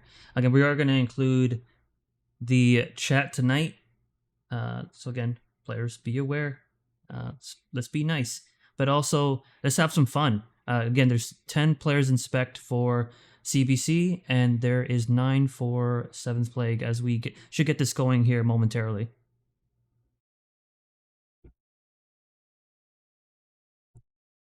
Looks like the other team is almost completely in. Who do you guys have for people to watch on ZMN's team here? I'm interested to watch their offense. It's good. Right now, Head, at least when I just saw him, he was not JT. So I'm curious to see if they're going to. Oh, maybe he did just switch. But I'll be curious to see whether they run the power offense for the majority of tonight, or they're actually going to run the JT offense. Yeah, for me, I know. Go ahead, sorry. Yeah, sorry. So for me, for ZMN, obviously, can he play that role again where he was very aggressive as an engineer? And I think that he may not have as much success because the player experience on Decker's team for just repulsing those haywires. I mean, that's very easy to do, but that wasn't happening last week. But I think GT is going to be a very important role in how he can lock down the opposing offense. So their support classes are really strong, and it's gonna take them to be strong in order to fight this strong lineup by Decker.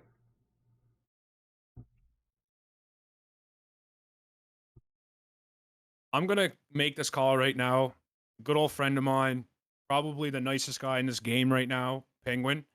I've been watching him play pubs and OVDs lately, and he's on his game. Frank he's playing good, man. So I'm gonna make the call right now that he's gonna be a good, strong infantry in this game. He's got the ability to be a game changer very easily. He's got the game sense and he's got the skill. In my opinion, he's one of the best players on that team right now. And also, obviously we already talked about Z-Man, but GT, I think that he's good, man. He's going to be flanking. He's going to be swinging to O, getting the deluxe off, TBing back. He's going to be a menace in this game. And especially with his shot calling and his, his game awareness and game sense, he's going to be a really big player in this game as well. Isn't Frank French? He is. Oh, such a shame.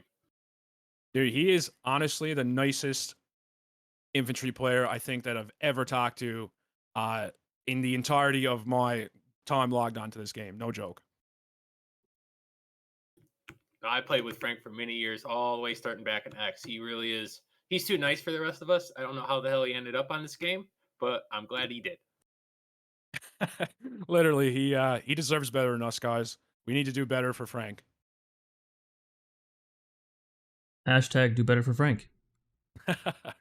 Looks like we're getting started here. 17 seconds on the clock. I'm not 100% sure if this is the go timer or if this is the sneaky ZMN timer. The ZMN timer.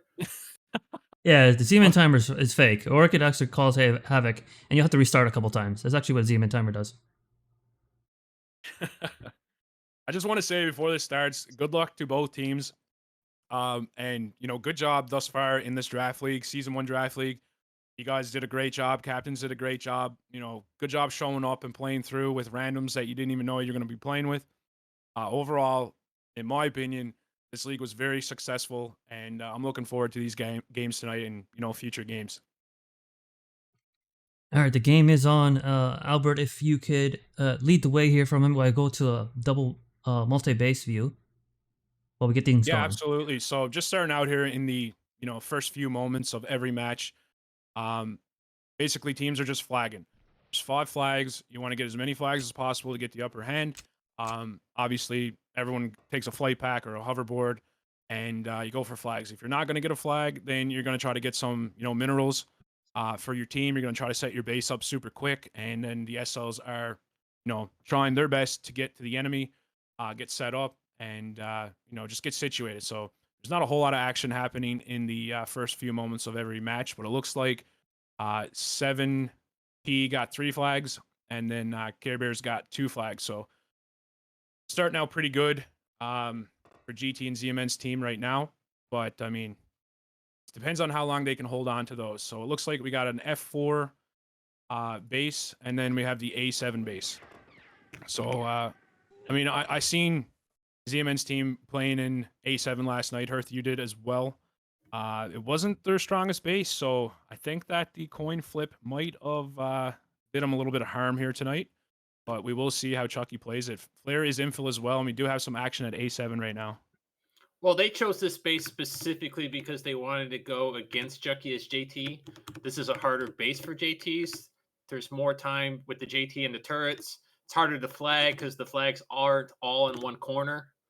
But Chucky might be proving me wrong on the very first run. He did get in there, and they're getting good turret damage as well. And I just want to say right now, I don't know if Tyrael is swinging or if he's actually playing on that O. But no, it looks like he swung, which was a great swing. I mean, he's got over 100 damage done to turrets already. And just going to throw this out there. Sentries are down right now. So if they get the TD and out on GT, this could be dicey here to start. Flair switched back to infantry. He's no longer an infiltrator. So it's looking like it's back to power offense with the JT.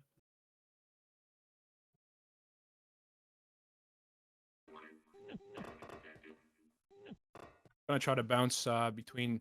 Okay, he's got the 2. All right. So if you guys tune into Beso stream right now, he has both bases up for your your viewing. You can see action happening at both. I think there's a big swing happening right now at A7. Tyrael is set up on that RT, and he missed a few shots there, but looks like he's gonna get it anyways. Oh, how did they not get that RT? There was like 8 of them. I think someone threw a good rep charge there and pushed him off his stance.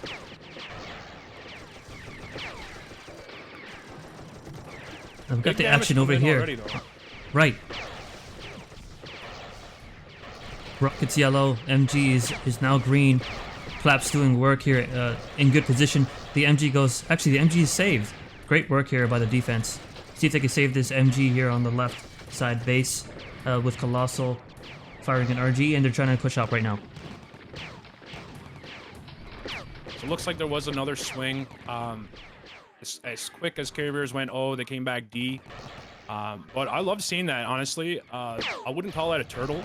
You know, it's just a play. They went O, and now they're gone back D. So they did a ton of damage on O, and now they're just setting back up, and they got their 5 men back home. You know, getting ready to go back into A7 again. So already an action-packed game. I mean, we got the timer up there, almost 4 minutes in, and you know, there's probably 300-400 red damage done already. It's a game of swings so far, so you know RR users absolutely hating it.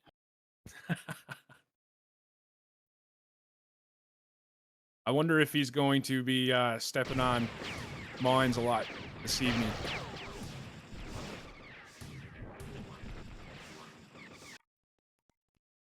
Jaguar doing a good job of supporting with the EB here at E4. I think it's just because Angelus isn't here tonight. Don't worry, I will pick up Angelus's slack and be as critical as ever. That's what we need, right? What is a major point? So why don't we get into it? What should we look for the SLs to do here in this match so they can go on to the championship? Right now, at A7, because you're with the JT offense, granted it's a power JT offense, but still, you're going to be doing a lot of EB, kind of trying to sneak your way in when they're flag room rushing and throwing some nades, and then quickly getting out. But now you got to be careful because GT plays a pretty aggressive medic, so he's going to be looking to beacon on you as quick as possible. On the other side, with it being a more traditional power offense, again, you're just EBing, staying safe. You're letting your offense do the work.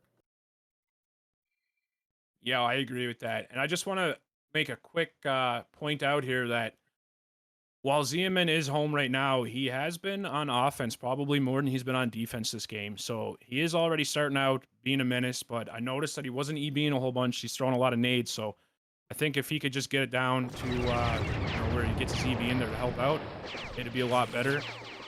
Chucky just had a really good push then as well with Flare and Power. They did a good amount of ret damage once again. But ZMN is there to take care of that.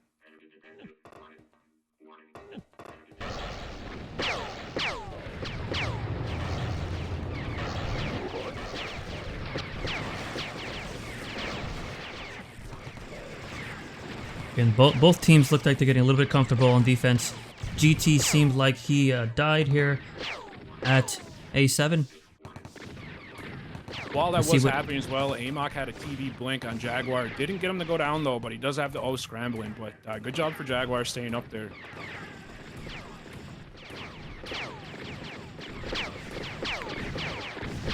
We're going to see a lot of TV blinks on both sides because both Amok and GT play pretty aggressive medics.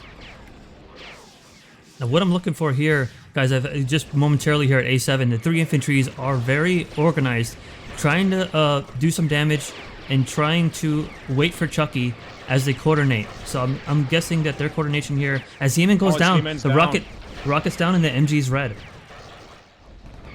This is not looking good for 7P's defense here. Chucky just missed that last RG, but great job. Cloakers. Players now infiltrator? Immediate switch to infiltrator. There's barely any turrets up, so the switch to infil makes perfect sense. Keep the pressure on. Especially when you already great timing. Right, great timing. I feel like that's the experience coming in. There's only one turret that can stop Chucky right now and give him damage. And the sentry, if they can go sentry and out and kill GT, they can grab these flags. Shadow's taking a lot of damage right here too. He's low energy, and I believe he plays P6, so they just need to hit him with one thing here, and I think he's going to go down. Chucky's about to clean him up. All rets are red. I think we're going to see a big swing home here. Chucky's probably going to have a good time getting out if he can take... Oh, he hits GT. Oh, wow. This is bad for Great, him right now. the sentry's still up. Great RG by Chucky. That was a great RG, but that sentry already started the run at 130. It would have just taken a stiff breeze to knock it down. They didn't. Just a little bit of lack of communication there, but I think that they're putting on the pressure here, and I can see they're swinging home just a little more to give ZMN some time to put these turrets back up. I'm not sure how much tox he has. He does have the RT up. He did move it back this time. He said, I'm not going replacing that too many more times. It's going to end up like Verb. He's going to put it right in that top right corner.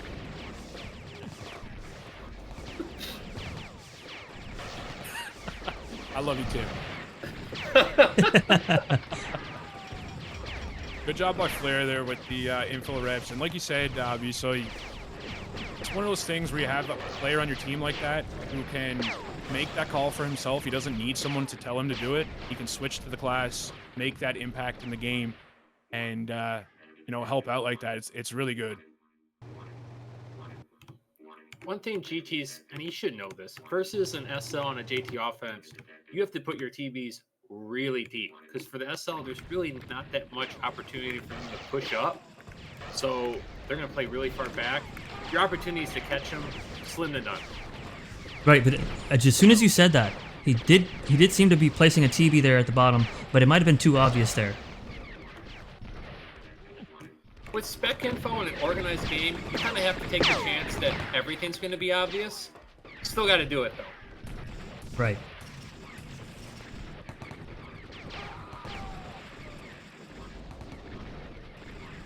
It seems like the defense with Amok and company are hanging out by the choke. I'm curious as to why they're hanging out so far back instead of providing a little bit of drain. But we'll see how they go because they're actually setting up here at that offense. All right, sorry about that. I am back. Looks like A7 is setting up as well. We're getting a good push. Flair did change back to infantry. I'm not sure if you guys did call it out yet or not. Chucky's in the flag room, but they do have all reds up, so he's not going to get very far with that.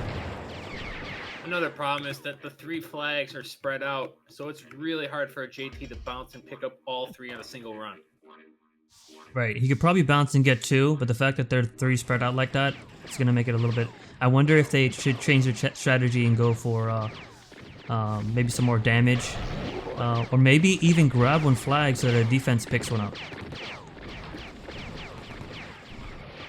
Both are viable strategies, and then you kind of also have to make the call that if you're going for a flagging run, you might just have to do more than 1 run. I'm kind of... I think if you ask Angelus the same question, I'm not a big fan of the JT offense. The one where you just rush in with all turrets up, and I'm just going to cut myself off right here. GT with the massive trank on Captain Axe. Downtown! Yeah, what a great play. And that's exactly what we were talking about pregame with GT being in the game. He's a huge presence, and he has the ability to do that even without a blink there. He's seen the opportunity, rushed out, hit the tranks, and now we're going to have a little swing here and a moment for Z-Man to get some talks. They're very, very clutch. And, just speaking about that TV, just like you said, you have to take that chance, and he did. 100%. And you do see here, Flair changed back to infill. I don't think he's going to keep as infill. I think he just did that for the swing. And if that's the case, that's very, very smart play by him. I think if he dies off here and goes back to infantry, that's a pretty smart play. Well, the problem is he can't die off because they just cleared him. Yeah, we got another clear. And now with the energy needed to change class, it actually kind of screws you. 100%. How do you feel about that real quick? Needing that 300 energy to change class. I'm not a big fan. I mean, I get it, but it's more annoying than anything else. I don't feel like it really changes anything in the long run. Right, because you have to wait, your 8-9 seconds. I don't know what the official timer of the death timer is.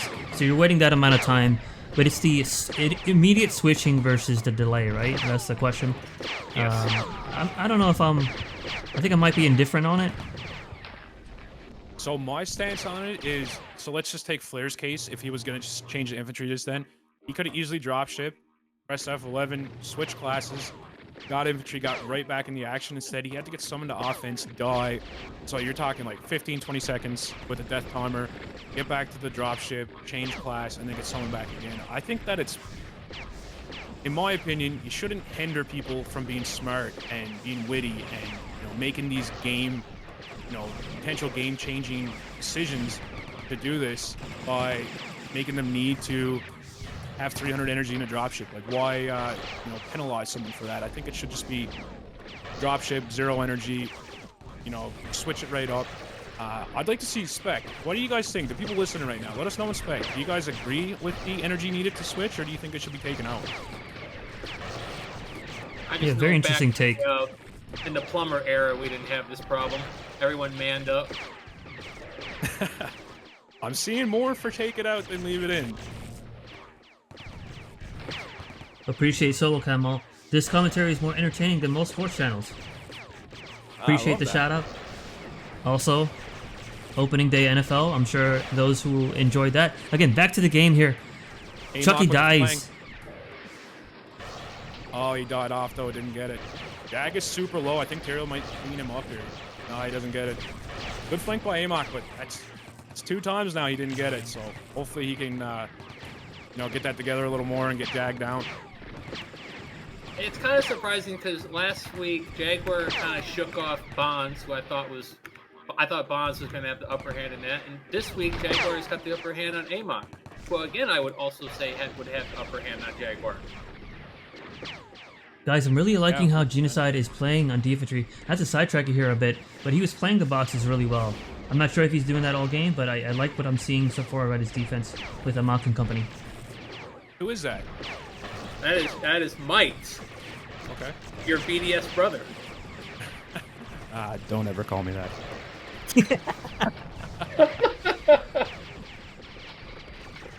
It looks like we have a swing here at A7 again. We got Tyrael just about to set up. He's probably going to take out that back MG here by the looks of it. There it goes. Smart play by him there, going for the MG first. A lot of heavies don't do that on offense, and it really costs them. They try to get the RT first for some reason, and it just doesn't make sense. You should go get that MG first. Costs more talks, does a little bit better. Also at E3 right now, got some good ret damage coming in. We got an MG down. They have good numbers here. Colossal goes down, setting up on the RT. This could get dicey here. Al, what are your thoughts on that plasma at A7? Like personally, you wouldn't see me doing that, but why? I mean, come on, just say it. Zeman does some stuff, and not really many people know why he does it, but I think he has. Say it. That's a good question. Designer asked a good question. Would Verb do this? You might see Tim do that. I've seen stranger stuff. We got another good push today, Evan, though. Talking about stranger stuff, the MG is at 13, and I have not seen this MG go down. Is it bugged? RT down. Yeah, are you looking at... Yeah, so that's not on my screen. That is gone. So I think it's bugged on your screen. They have the RT down, and the back MG is red right now. And it looks like they're swinging home. We got Flare home, Power home, so the 2 OMs are home. That was a really, really good push there. And Genocide goes down to the mines that were not even half underneath that ammo. Makes you think there.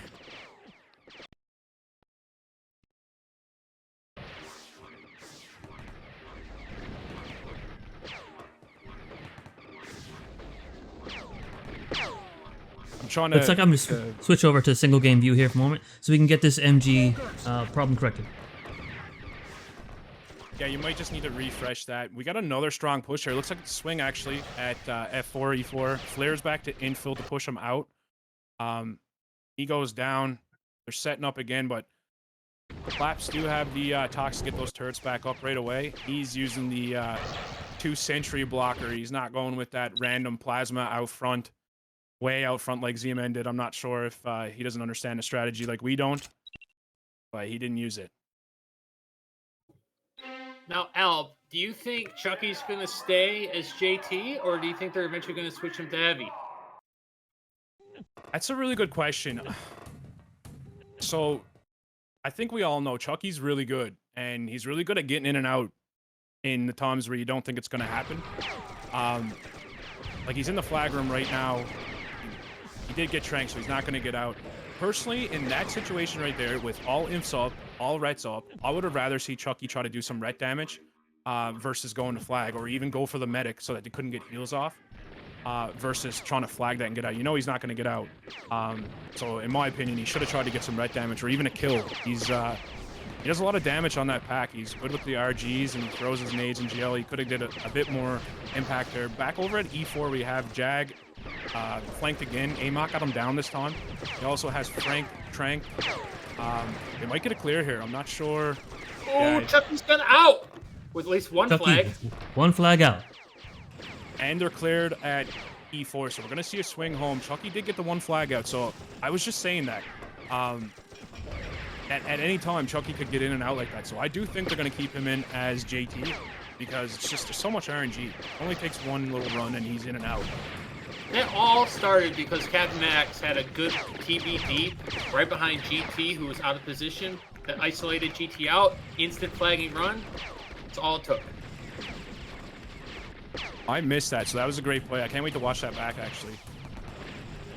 And they really should have known that if they did any kind of scouting report on Captain Axe, he loves his TBs as an SL. Looks like the action at A7, Colossal X5 power. They are trying to get pushed up here and hold the choke. Captain Axe is pushed up halfway. Tyrael is now trying to provide some fire here at the choke as they hold. Chucky just got to summon back as we're taking that choke, too. Scarface out of position there. Looks like he's about to go down. Hurt. Yeah, he just took 2 GLs on low energy.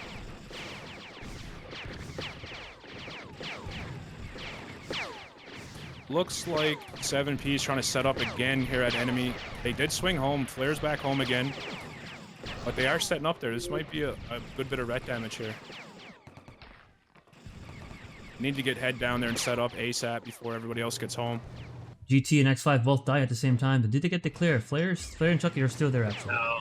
GT got the trank on everybody that didn't matter except for Chucky.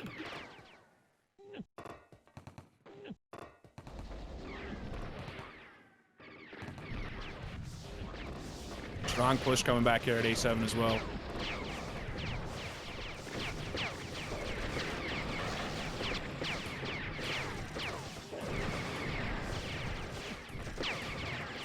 The interesting both offenses. Go ahead. What Chucky's doing right now is what, in my opinion, when there's full 5 defense up, all rets, is what the JT should do. Like, he just did a ton of damage to that defense. Didn't really get him too far because they swung home. Not sure why they swung home. I don't think there was that much pressure, but they did back off there when they had that choke. So another TB by Captain Axe. And that's probably why. And then it goes down. So does Captain Axe. Oh, let's see if Power X. Right, let's see if Power and X5 can hold a little bit. It looks like they hold it down. Power goes down, and Flare is there. So we'll see Captain X regroup here shortly as Chucky also gets summoned. It's like both offenses are setting up at the choke right now.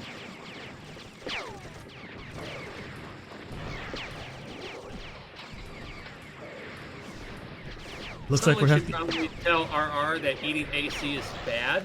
He just took like 5 in a row. I've kind of seen that theme where people aren't really looking at the AC stream; they're looking at other stuff. But let's look at here at A7. The MG is red as they hold this choke here. Captain Axe was pushed right up to that choke just then, EBing.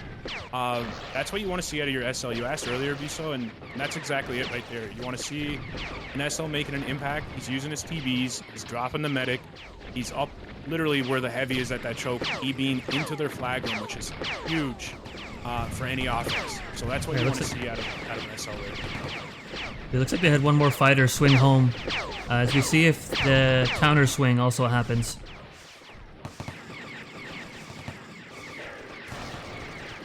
Does CMN realize he doesn't have a sentry in the flag room?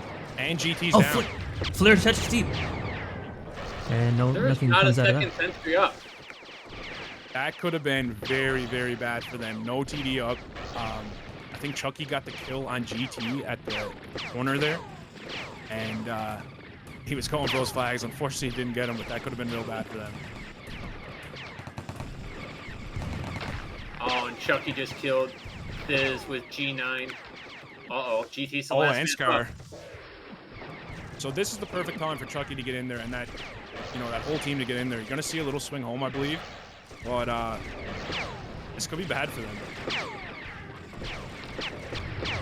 Do you guys think that was the proper strategy to go flagging out, or do you think they should have done some more turret damage as they were overpowering the defense there? It's a good question. Like, personally, what I seen was a split. I seen Chucky go into the flag room, and I seen all the infantries try, half fought and half tried to go for ret damage. So whatever the play was called there, I don't think that there's a wrong one necessarily. If I was on that offense, I would have tried to go flags and out, TDing out, as like you said, if both sentries are down, you just had to drop GT. But if you did it as a combined effort, any of those would have worked. They could have got some turrets down, or they could have got the flags out. I agree. You could tell instantly they were split. They didn't know what they wanted, so that was just a bad call. Yeah, 100%. You see here at A7 again, Captain Axe is just up on that choke. Oh, he just got flanked by GT as well. Unfortunately for GT, Chucky and Flare are there, so it's not going to do him any good, but he did get him to back off for a little bit. That was a questionable blink. Yeah, probably not the best time to do it there. When you TB and you're immediately surrounded by 3 guys, I'm getting some bad vibes. Now, Herth, do you think that that's because his TV was running out and he's like, let me just do this rather than think about the strategic part of it, of being out of position? It's okay to let your TV run out. It is completely okay. It's why we have 2 of them. If the first one runs out, you can use the second one to drop ship and start back up with 2. See dilatory inspect check. TV taunter syndrome. Yeah, I was just about to say that. Yes, I say dilatory knows exactly what he's talking about. Every medic goes through it. You're like, you get closer and closer, and you're like, I gotta use it. I gotta use it. It's okay. As we get a little cut here from Action, Soft says, why are we listening to Herthbull? Gun Girl runs laps around him. Oh, shit, I only listen to current USL champions, so if Tactical said that, I would pay attention. Dang. Again, shout out to USL here, as the action is going to start there probably after this week. Yeah, I do believe they start up next week. As soon as this league ends, that one starts. So if you guys are looking to sign up to that, just go over there, make an account on their website, uslzone.com, and you know, you could join the free agent list, and I'm sure someone would be happy to pick you guys up. Looking here at the action, A7 kind of looks they're at the midway point in their base, but on the right side on E4, looks like they're trying to check the Colossal and Genocide, aka Mites, are holding the boxes pretty well.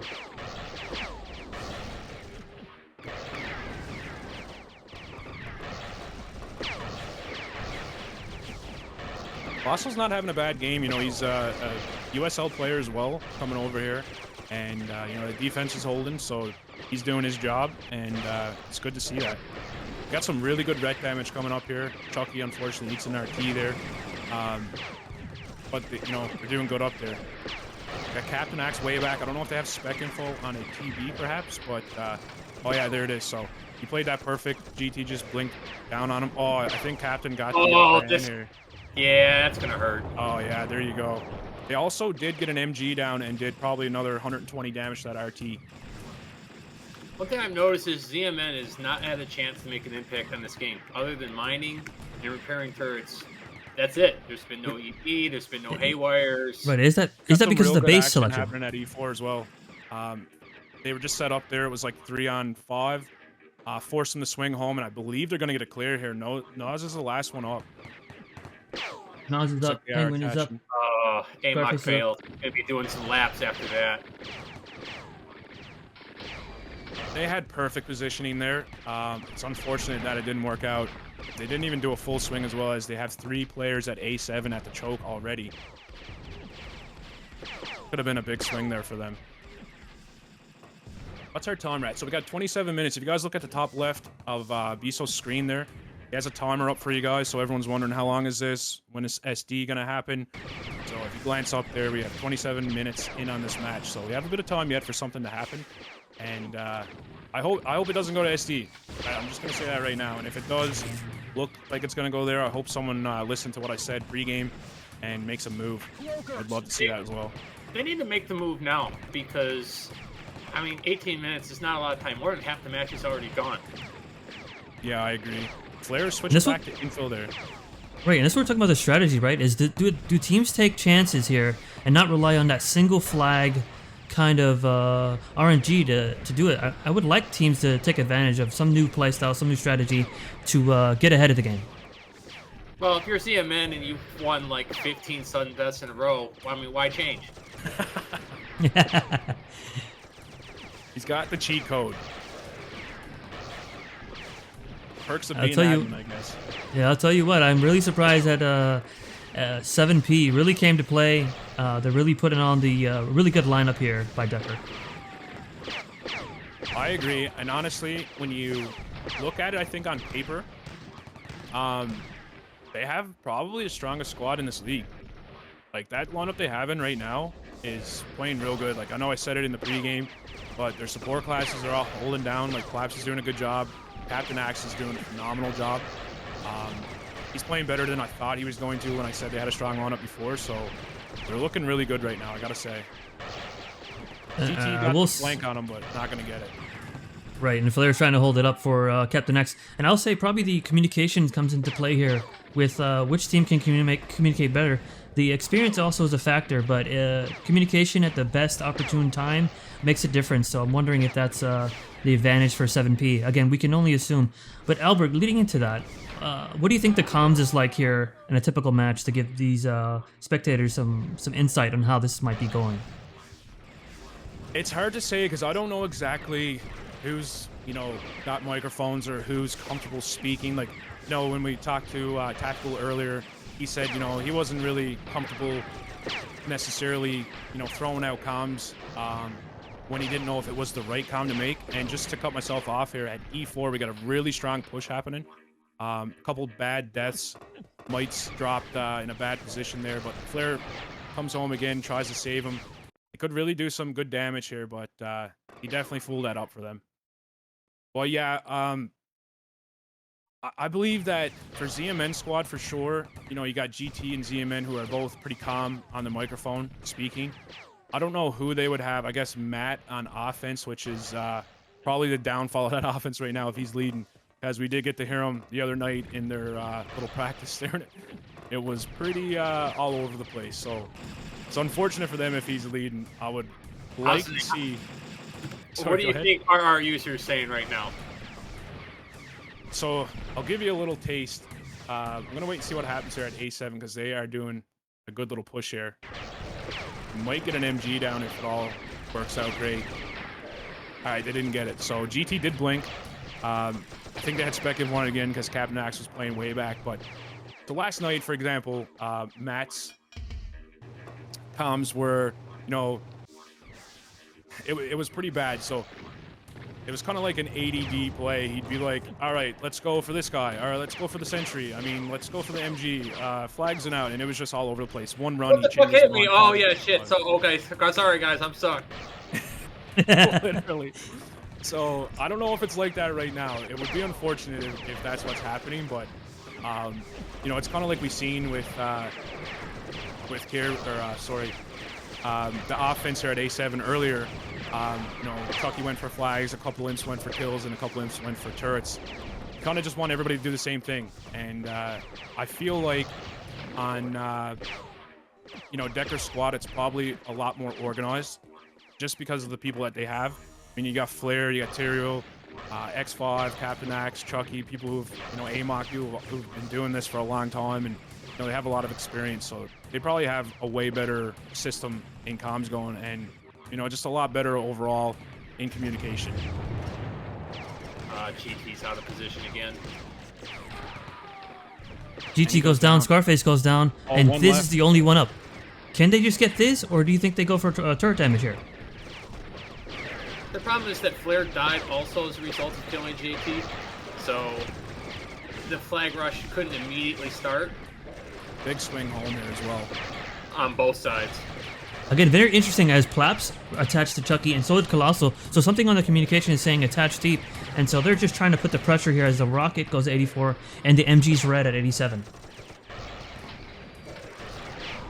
This is a really good push here. They still have this choke, which is really bad for this is important. Right now. Tyrael setting up. Yeah, that MG is probably going to go down. If not, it's going to cost the MG. Oh, wow. Yeah. Yo. Yep. Great teamwork there, too. You see X5 and Flair repping for Tyrael as he sets up on that. That's huge. Now, the longest here that they're holding here, Power and X5 rush in. I didn't actually like that. If they would have held the choke just a little bit more, I think they could have provided Captain X some more freedom, but also they could have sustained the pressure there. So I wonder why they rushed in. That's a good call, actually. I think that might just come back to like everyone's kind of fresh. Probably a few different things being said there, and you know. Right, and sometimes you do need to in that die as well. position. Your HP's low. Yeah, for sure. They could just be dying off there. Frank almost taking out the med there. That would have been a great kill. Flare Back at A7, dies. though, it's looking good. Tyrael set up. He's going for the rocket. The rocket's at 36. ZMN heals it up. Again, when the rockets are red, GT there is flanking. no firing. It's gonna be bad. Chucky's coming back. Flare's coming back. This is not good for them. GT's overpowered. They should kill Well, GT he's here. got 5 people behind him though, so the sacrifice might be worth it. And sometimes a little distraction plays in. Yeah. It's bothering me that they're doing this much damage every time Tyrael swings to offense, but they're not running Chucky as an O heavy. Like they have proof that it's working, but they're not actually going all in on it. That is a really good point. Man, Tyrael's doing a lot of damage on that offense right now. Like, I believe ZMN probably used 55, 60 talks to keep that RT up last run. Might have been better off just letting it go down. Yeah, how effective is the infiltrator, number one? And number two, are they going to switch it up here? And Tyrael is definitely a D heavy, right? So he's definitely swinging constantly here. Yeah, he is. Big swing home again by 7PC here.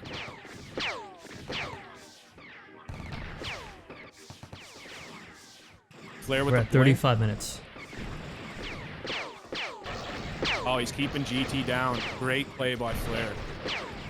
Oh, GT with the panic blink? Okay. no other option there. I No don't other think. options, yeah. Oh, this is not good for 7P right now. Collapse is As- swung. Shadow goes down. There's another Captain big Axe. play happening at E4 as well.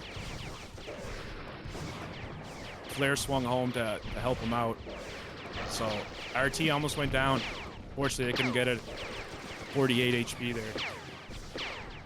The other team, it seems like, taking advantage of that surprise attack there, as that rocket at E4, E3 was definitely going down. Didn't expect that one.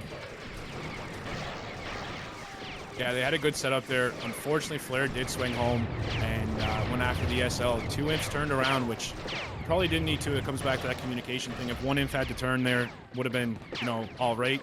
And it forced Head to get pushed underneath the boxes there, so he couldn't finish off that RT. But had that imp had stayed down and just turned 1 back, they could have got that RT easily, I think. Captain Axe with a big blink again at A7. Again, Head setting up here at E3. Momentarily, I just wanted to provide action there because the MG goes red, and the rocket is taking some crucial damage right now. Big play here. 7P. Flare went back to infantry finally. It's probably not the good time to do that, as they were getting some good ret damage there.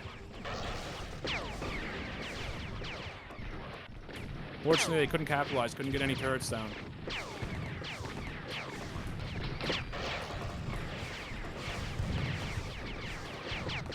Guys, I don't know what's driving me more crazy, the fact that either team could execute or that I keep hearing this sentry go off in my ear.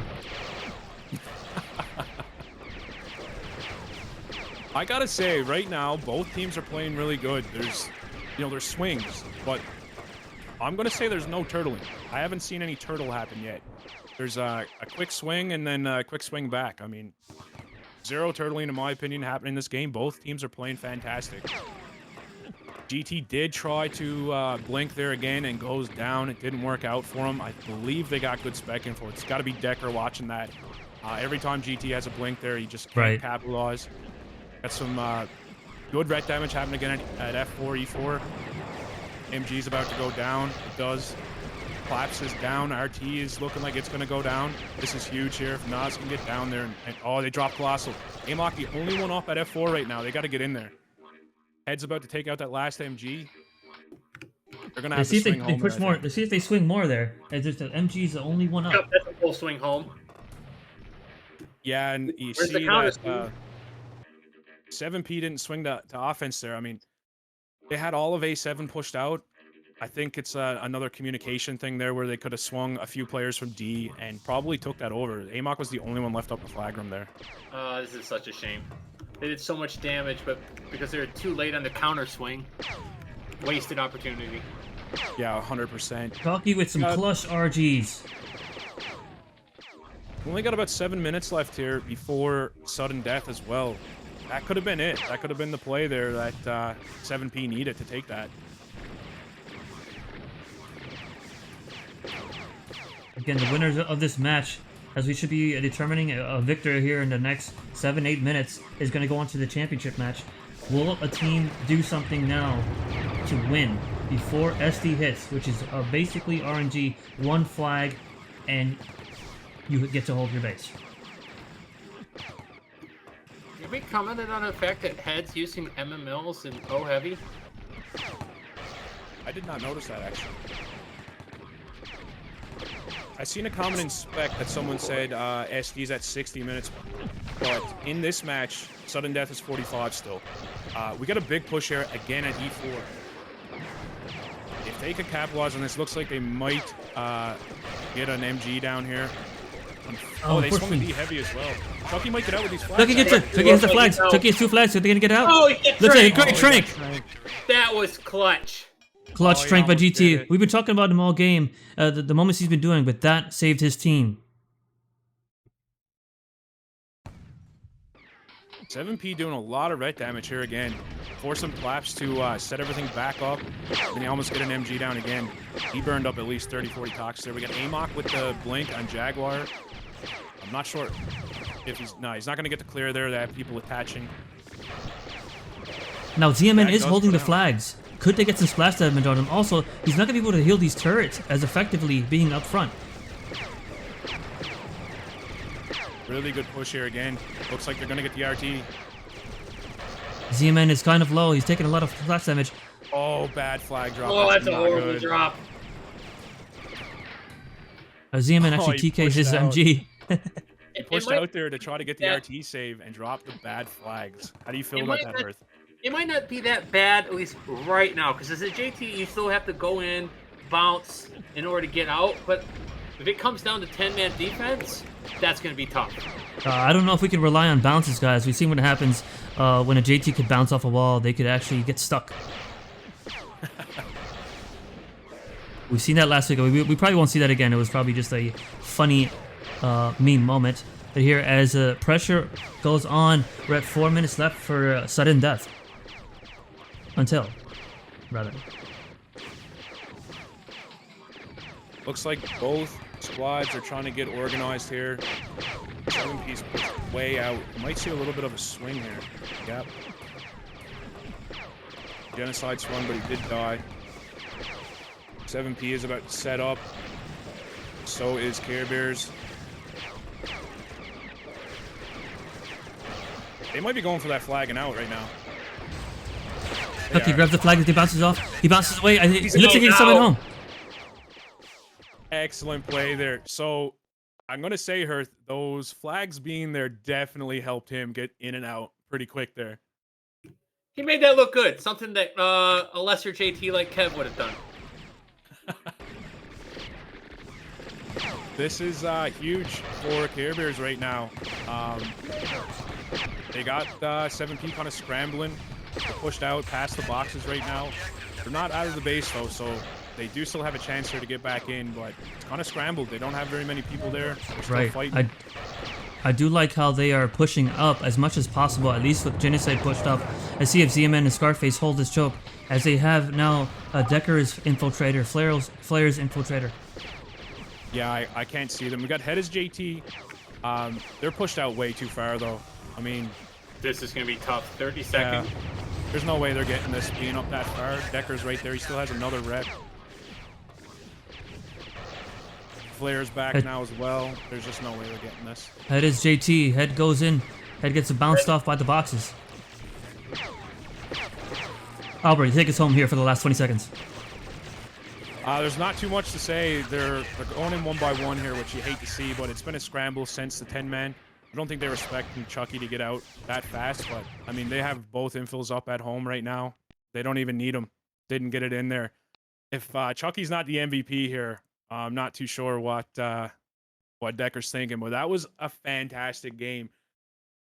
How long did that last? We have 43 minutes, so 2 minutes before sudden death would have happened. Both squads literally played a really good game. Congratulations to both squads for putting on that kind of performance here in the semifinals. Unfortunately, 7P didn't have what it took to get out of there. They had a couple opportunities. They're about the 37 mark. I mean, they should have had that with a bit of communication. They could have got out. But, I got to say, Care Bears literally played that perfect. They had them scrambling most of the game. They have a really strong squad. They work together really well as well. And, congratulations to them. They go to the finals right now against Fangs Out. And that game is at 10 p.m., so it's in about 10 minutes. I believe Fangs Out is going to be the home for that match. I'm not sure how Zeman is doing, if he's doing a coin flip again, but I'm pretty confident in saying Fangs Out will be home for that match. Well, he's not playing in it, so he's got plenty of time to think about it. That was a great match, though, guys. And for me, I'm glad it didn't go to sudden death. But Seventh Plague put on a great effort there, and Chucky just kind of clutched out those flags. Yeah, 100%. Hats off to Chucky there. MVP was Plaps. Didn't give it to Chucky. I'm surprised. Wonder if it's because of comms. And it very well could be. I mean, that's a side that we don't get to see, unfortunately, from the commentary side. It would be kind of cool if we could sneak in there and give you guys the comms and, get a bit of that for ourselves. But unfortunately, we didn't get that. I mean, Plaps didn't have a bad game. He kept the turrets up. He was swinging the offense a couple times as well. But, man, I got to say, Chucky did a lot there. Between the G9 and taking down GT a couple times, getting out with flags twice. I would have gave it to Chucky. I don't know how you guys feel. Yeah, I think I'm going lean towards Chucky. I think that it's interesting that Plaps got MVP, and I think that some stuff that we don't see. Plaps is a solid engineer, massive experience on his end. So there's probably no gripes for him to be MVP, and also he did save turrets quite a few times. But I do feel like Chucky put more pressure on the other opposing team. Yeah, I don't know. I'm going to stick with the Chucky on that one, man, 100%. To get out twice with flags, and, he had a grip on that defense the entire time. He was getting the nades to land and, just honestly messing with GT a lot, putting the pressure on. The G9, too. I mean, he's got double kills with the G9 multiple times to open up a strong push. I personally would have gave it to Chucky. That's all I'm going to say there. He had an amazing game, not to take away from Plaps or anyone else on the team, but I think without Chucky on that team just then, the outcome would have been a bit different. We would have seen a sudden death. I was looking at player scores. Go ahead. Not to cut you off, but I think that I got a PM saying that Ace might do a server reset to help with lag.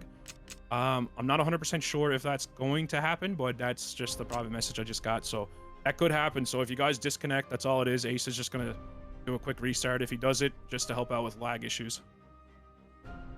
And while that's going on, no worries. If we could look at there was a request to look at player scores, and I know some players have left the arena, but looking at the previous match, Shadow with 65 kills, Tyrael with 53 kills, Colossal 43, Power 34.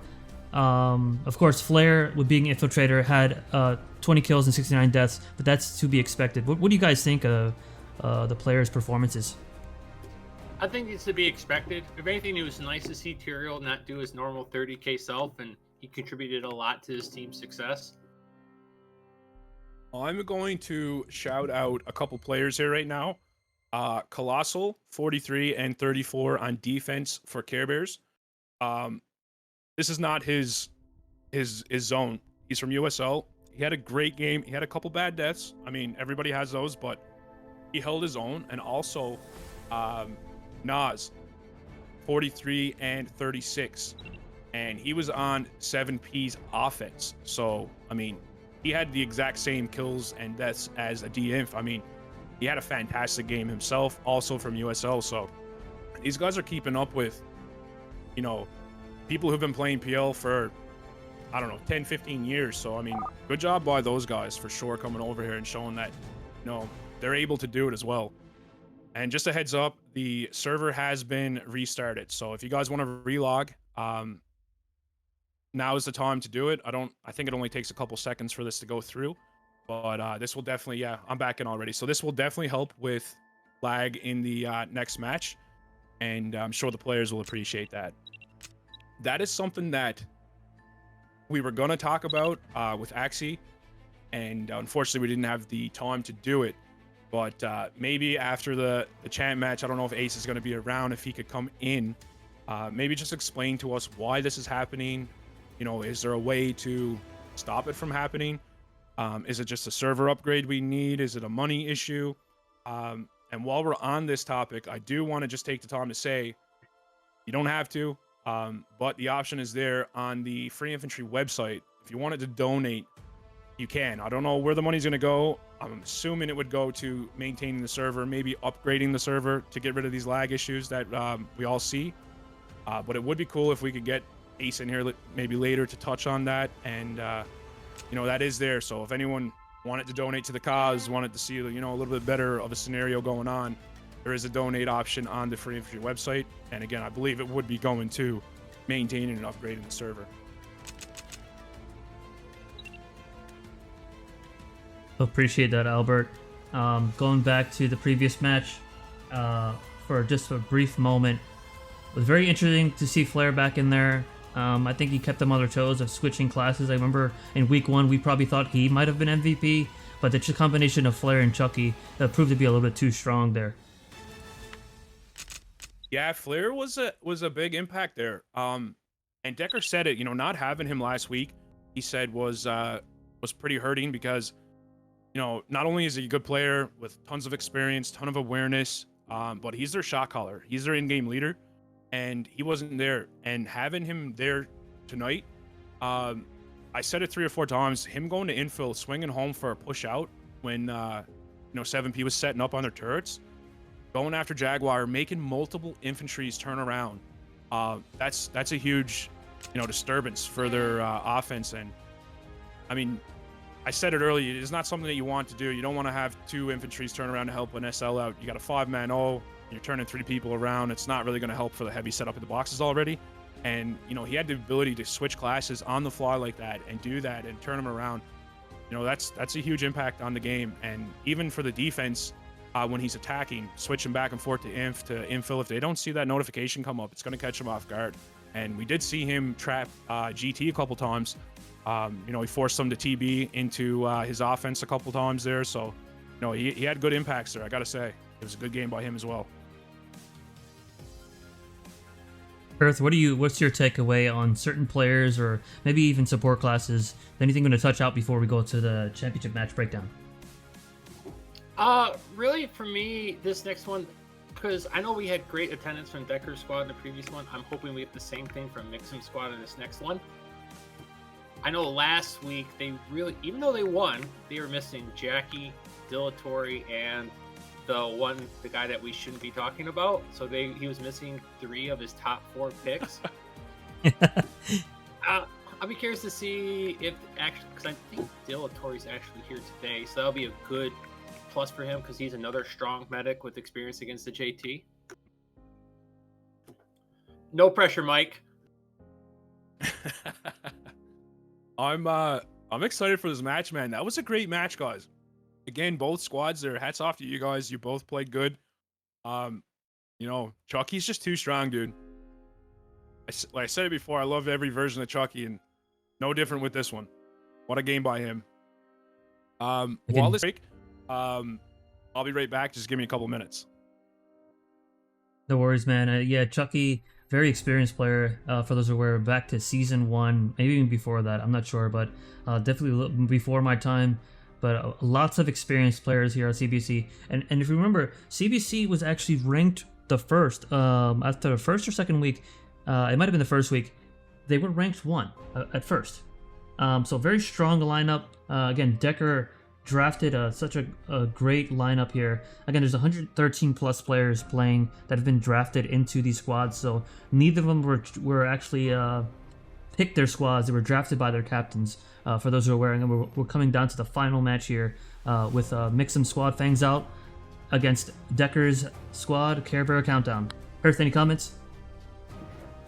It should be a great match. The last one was really good, and the fact that this is now going to go for 60 minutes, not 45, means we get even more excitement tonight. Black Boy in chat says minus 450 if we had bets there going on here.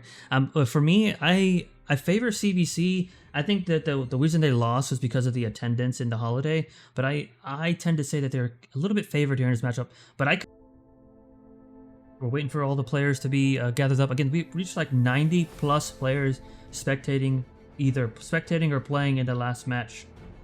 So again, great attendance here. If you guys want to do a follow or anything on socials now, or on Twitch, or on YouTube, and what can you expect out of the support classes here? Or is there anybody in particular that you're looking forward to watching? I'm looking forward to watching Dilatory. Hopefully he really shuts Chucky down. But I'm also looking forward to seeing Mixum. Mixum's a great player all around at all of the support classes, so whichever one he picks, it's always a pleasure to watch. I know ZMN really didn't get a chance to shine last game because he's pretty much mining and healing his turrets infinite style. Hopefully Mixum's defense gives him a little bit more wiggle way so he can actually show off some of his engineer moves with EB and Haywire, the weapons that he should be using. Right, some interesting, with Fangs out, I do seem like I wonder if they've been practicing, but they haven't played in a while, or maybe I'm just like misremembering. But they definitely had to sit all today to kind of watch up until now till 10. So they've been kind of just keeping their eyes on on CBC, and we'll also see how many spectators they have, because that could prove effective to see. The spectators on CBC did kind of help them out there last match. Yeah, you could tell the spec info was pretty much spot on. GT really did not have a chance to do normal GT things. So hopefully Mixum shows enough people where he also has stellar spec info this game. Captain Axe was really doing a number last game with his TVs on GT. Every time GT went a little too far out, Axe was right behind him, maybe with an O with him, and instantly punched.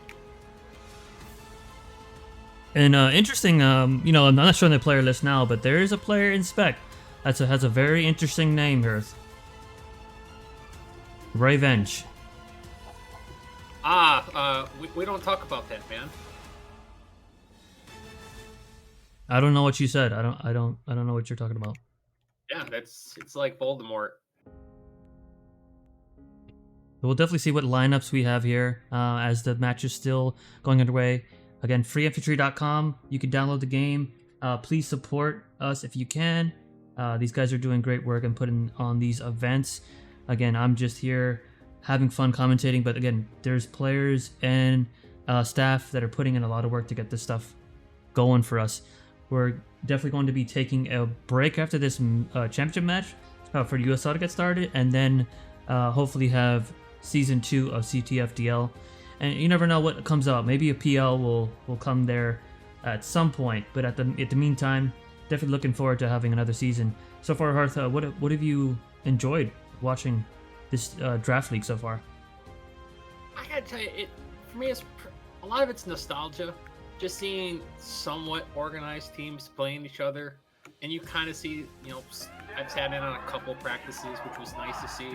It really brought back a lot of those memories of the things that I think a lot of us came back for.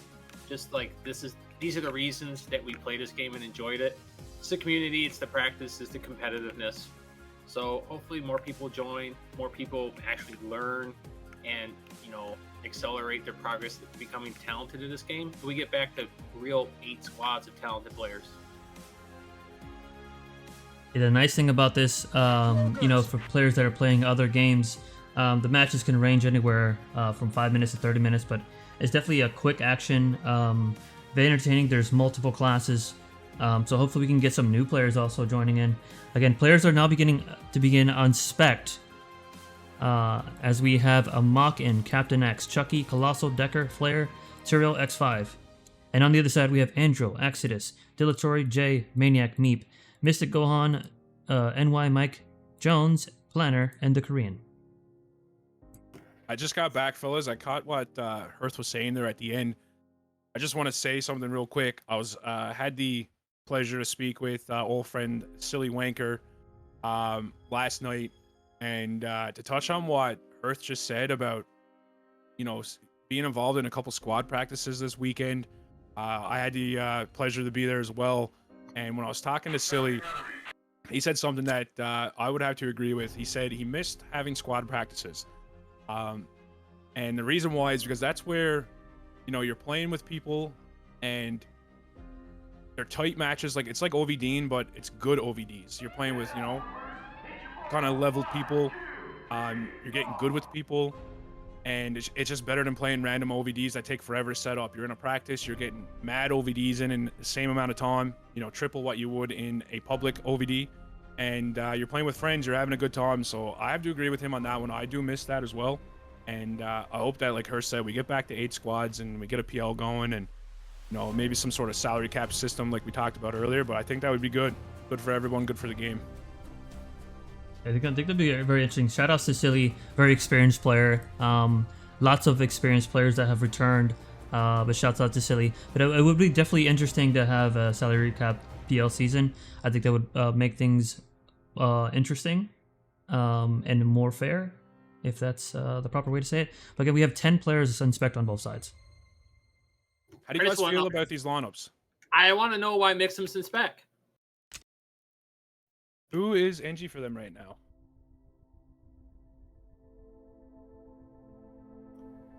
Korean? It would be the Korean. Yeah. I mean,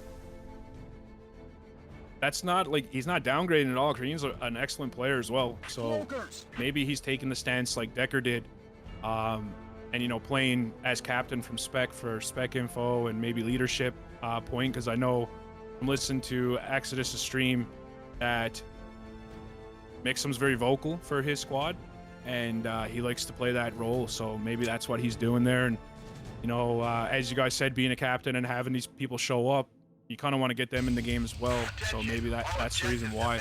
I will say one thing, looking at these lineups, on paper, I feel like CBC just have it. And not only on paper, but coming off that victory, 43 minutes, Chucky flagging them twice, the high that they're on right now, I think just with the adrenaline and those feel-good vibes, that it's going to be hard to stop that squad right now. Well, it's interesting because right now on Mixum's teams, there's no squad leader in.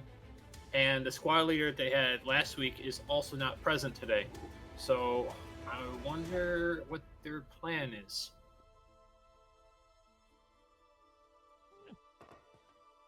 That looks like is 3. a good call. Great call. 3 players for spectator. Again, I like to look at the spectator side of things to see what they can provide to their players. Maybe the other team just doesn't have their players on the team spec. It looks like we're gonna get started here pretty soon. It looks like we're on. Very quick start.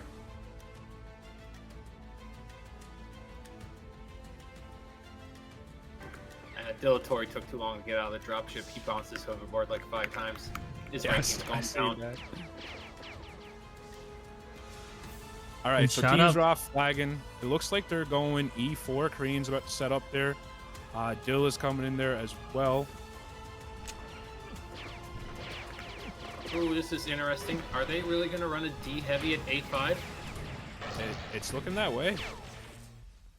Can one of you guys refresh me on who Jay is? Smoka, Oh, right, okay. another BDS brother. Don't say that. Looked like they tried to, Fangs out here tried to set up pretty quick here like they did last time. If you guys seen last week, they did the rush O. Tried it again here, but it did get shut down pretty quick, and it looks like they're on the verge of getting cleared right now. They only have 2 players up. Flares on the flank as info again. Not looking like a good, strong start there with that push, but I do know what they were going for. Same thing as last week. While their home is untouched right now. 3 flags to 2. Pretty typical start here. Looks like they just subbed out Meep, who is their JT, for Rue, who is their SL. I'm not sure. Was he late coming? I don't think so. think it was probably their starting strategy to not have the SL in at the start and rather run a JT for flagging. It's a ballsy play. It's a ballsy play. Another ballsy play is having Mixum still in spec. Yeah. It would be good to see him in this, especially being the championship match. I'm getting PMs saying that that switch appeared to be planned. So that whole thing, maybe they were going for like a 5-strong offense swing right away to try to get some damage in and just shake things up. Unfortunately, it didn't work out in their favor. But both Ds are looking pretty good right now. It's really Care Bear's first strong push here as a full team. They're kind of spread out a little bit, but I'm excited to get Chucky in this base. I want to see what he's going to do here. It's going to be interesting because they have Smoka playing DF, and he's always been known as being an OM player, very strong OF player. So hopefully the transition to D isn't that difficult for him. Oh, Dilatory, what are you doing? Oh, this is looking pretty dicey here at F4 already. Oh, Dill goes down. And this is for Posty. And for the main event, the championship match of the night. Fangs Out versus CBC. Also want to say, too, that last game was 45 minutes, sudden death rules. This game is 60 minutes, so keep that in mind. You see the timer going just almost 3 minutes up in the top left corner of the screen. This gets to go to 60 minutes before we get the sudden death. And for those tuning in who don't know what the sudden death is, that is where all flags get taken out of the game and one gets spawned. I think it's 5 locations it could be. So one flag comes in random in one of 5 locations. And then just forces the game to be over and into a 10-man. So it's a little bit of RNG. Not a fan favorite in the system, but for Season 1 Draft League, I mean, I'll say it again, this has been a very successful season, so hats off to everybody, like Beso said earlier, ZMN and staff, and all the players who pitched in. I mean, we got a website, we got people doing power rankings, so it's really good to see. And we have a strong push here. Chucky's in the flag room for the first time this game, shaking things up right now. It's not going to get very far, but we're getting some good red damage in as well, so it's a good little push. Yeah, well, I'd like to add that the timer here on the broadcast is the unofficial timer. Again, it's a timer that we control on the broadcast level, but it's roughly around the same time. So not exactly accurate, for those that are wondering. Now, so Dilatory just laid a TV, but it's only about halfway up. I don't think he'll see Captain X with that. It's too shallow. Captain X is going to play way back. By the time his offense is in the flag room dying, he's already going to be way at the top, so that TV is going to get nothing done. And in saying that, Captain Axe actually had his own TB, gets in behind and throwing haywires in there, shakes up the defense. And he lives! Both the imps go down. This is going to be a good red damage here. Oh, Korean goes down. Not good. We're seeing a swing here, I believe. Jay came home. Again, there's pressure by CBC, and their experienced players proven to help them right now. Oh, Dill gets it on Captain. I don't think he's going to clear him. Oh, he's going to clear him. Yes! There you go. Good job, Dill. I can see it. Herthbull's excited. Dilatory is playing awesome right now, and we should see these swings happen. And see, it's also where they swing, right? So if they swing all the way out, then sometimes that swing isn't as effective. Yeah, it didn't work out too good for him there, but nonetheless, that's a great move. You know, coming from the squad that I said doesn't look as good on paper, they get the first full clear and swing. And, you know, you love to see that. It's going to be tough because Flair's going to keep switching the info back and forth all game. Yeah, it's definitely going to shake things up. Decker's also in this game. Both teams have 3 people in spec right now on their squad, so they do have spec info still, which is one of the biggest things. Like I said before, pretty much 80% of winning a game is good, strong spec info. But we do see squads are going back to 5v5 right now. Got some flags being hold. Dilatory going Super Saiyan there. I don't know if you guys missed it there, but he was able to, I know Herth loves this, but he was able to stop the JT flag, and then he went out and pushed and got the 2 infantry's trank by his defense in time. Yeah, Dill's a strong medic, man. I had the pleasure of playing with him one of the last seasons that I did play in CTFDL, and he's a good medic. He's very aggressive. I love playing with him. I'll put him up there with GT for, you know, people who I enjoy playing with. They're both like very aggressive, strong medics, and I love it. Again, shouts out to the infantry community. Over 87 players now watching. As we go back into the action here, Jay and Dilatory trying to hold it down here on the base. All the action here is happening here at E4, guys. Captain Axe with the EB there. You love to see that. He literally, I think he just hit like 12 EBs in a row and dropping players. You see Dill being aggressive there once again, tranking the infantries, slowing them down. Great play there. Great hold by this team. Again, just watching a championship match here in this game is very entertaining, especially in Capture the Flag. It's been a while since I've seen one, but this is a really good match so far, as both teams are really strong.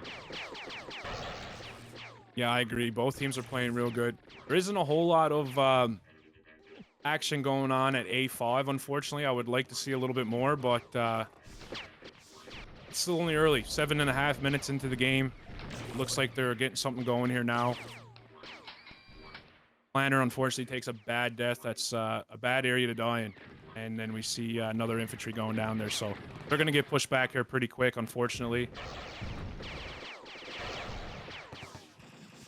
Looks like CBC's team is pushing back to the first choke again. Jay getting trapped there. That's going to be a bad death as well. Chucky's probably going to clean him up pretty quick.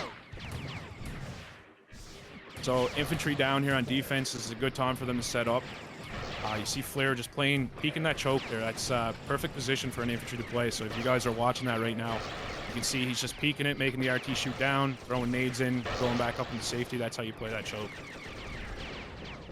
Yeah, again, Flair was there, and the D infantries were kind of just leaving there for the spot. So he was able to get a lot of good turret damage in. So he's there posted up still, getting some valuable nades into that MG. And the Korean goes down.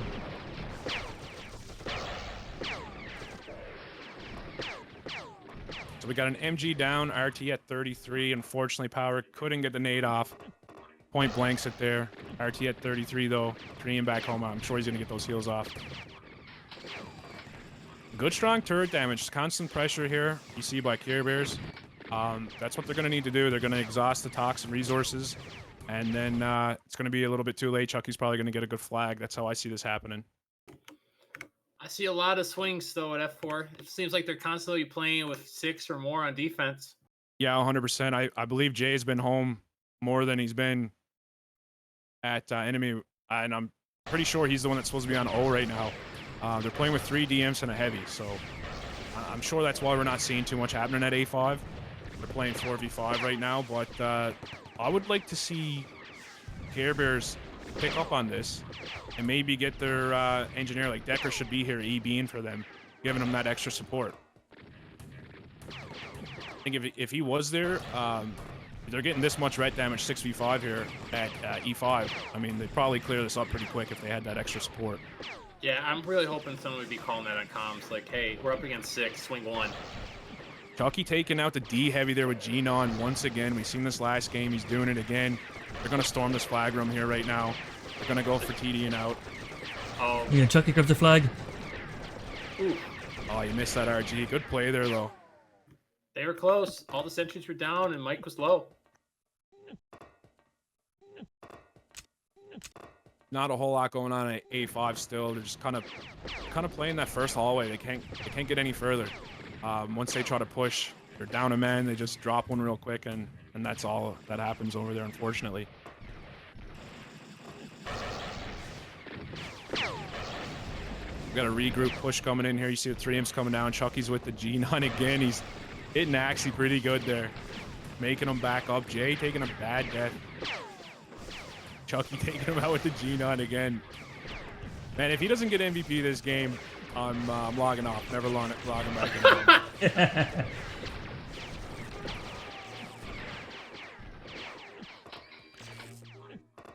We're going to see a good push back out now. Captain Axe is running out. We did get a good amount of ret damage there again.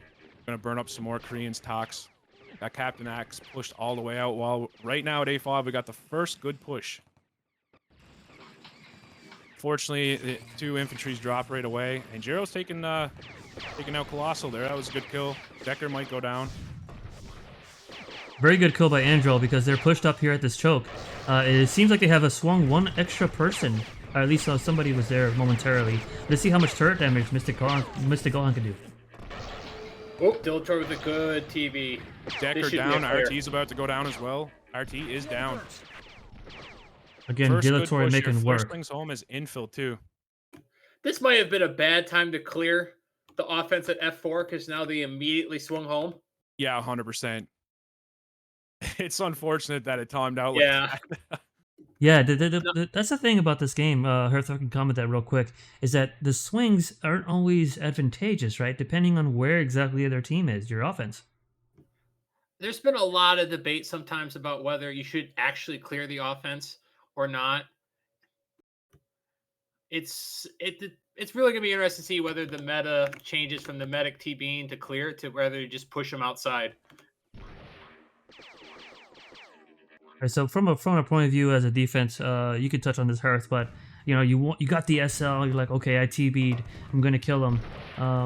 But sometimes the coordination here on these competitive matches, sometimes you may want to delay it, right? Or the timing is always different. I know it's like as a medic, you kind of have the ego, like, oh, I'm gonna TB on the SL and just blow him up and hoo-ha, I'm King Kong. But I mean, you accomplish your objective sometimes by just toggling your TD and just running at them, and you're just pushing them all outside.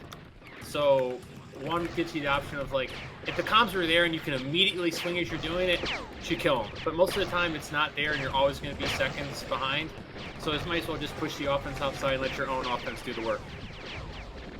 Right, and I would say it's a pretty advanced communication topic there. But Al, what do you see here so far in this match so far? That's is any team being favored, or is anything that you like?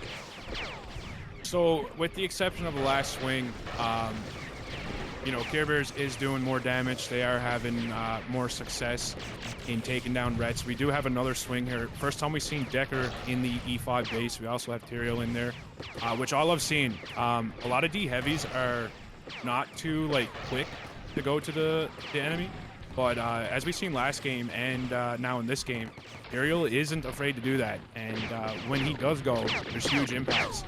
We've seen in A7 last game, he was taking down so many turrets, which made Earth question why Chucky was still JT. So I mean, he's got a huge impact when he swings. I want to see more of that. A5's kind of been stale. They did have that one good push, but other than that, didn't really get too much out of it. You see Chucky just went for flags again. Korean dropped, so he lost his TB. They're going to push back out, but in my opinion, Care Bears does have the upper hand right now. They are doing more impactful plays, in my opinion, and they are getting more turret damage. So I'm not sure how you feel about that, Hearth. No, I completely agree. I'm just curious to see at what point Care Bears kind of says, you know what, we could probably almost win 4v5 on their defense and just perma swing at least one person. Yeah, 100%. And I mean, first, I want to say 10 minutes, maybe even more of this game, we've seen Jay was actually playing at home. And if it wasn't Jay supposed to be home, they had 3 imps at home. So it looks like Jay's home right now in the 5-man. So maybe he was supposed to be the one home. But, they had 3 imps at home with a heavy, med, and engineer. So 6 total, which, they were still taking all that red damage and, couldn't push them out.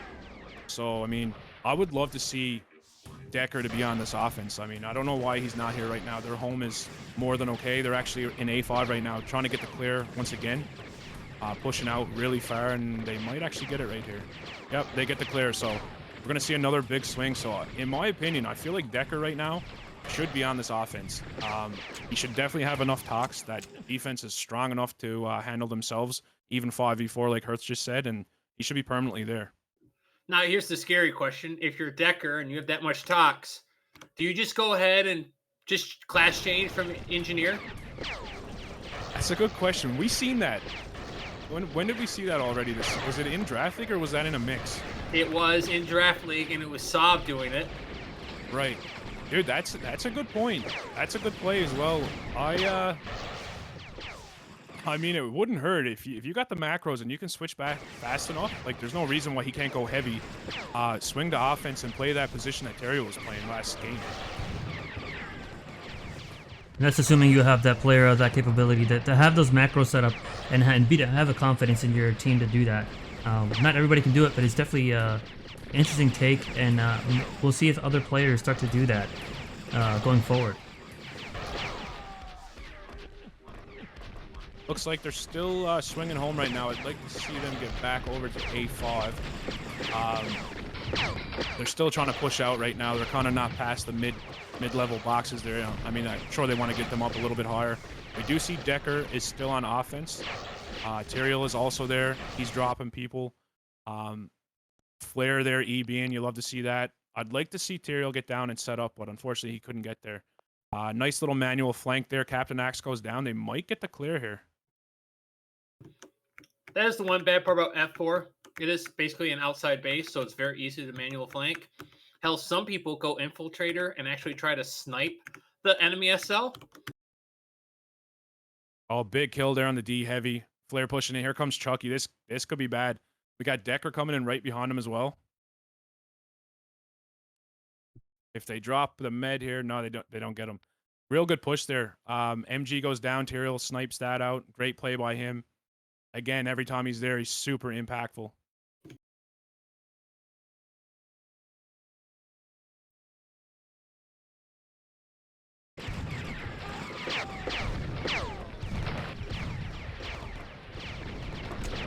Yo, chat. Right now, watching this game, who do you think is the most impactful player? Who's the MVP thus far of this match?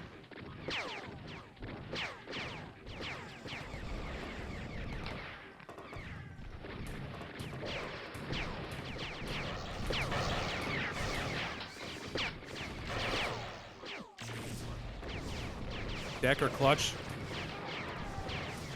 We got a nice strong push here again at E4. Chat is too engaged in their own comms. They don't want to participate. It's good to see that there's a lot of different options or choices that people are throwing out. Dilla can't miss. I agree with Verman. Dilla's playing a really good game. He had a shaky start when he strafed into an RG like 3 times in a row, but he's really pulled it back. I think he heard you.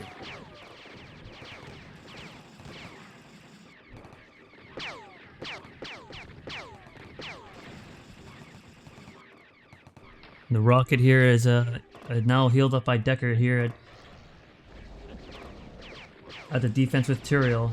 They pose no threat. It seems like their defense has more of an opportunity to swing than the other team does.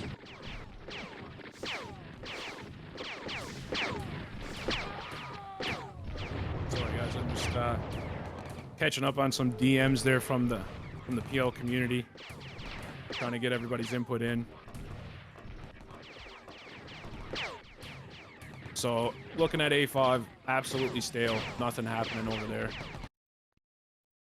Looks like the majority, I'm going to say 90% of the action, if not more, is at F4, F5 area right now.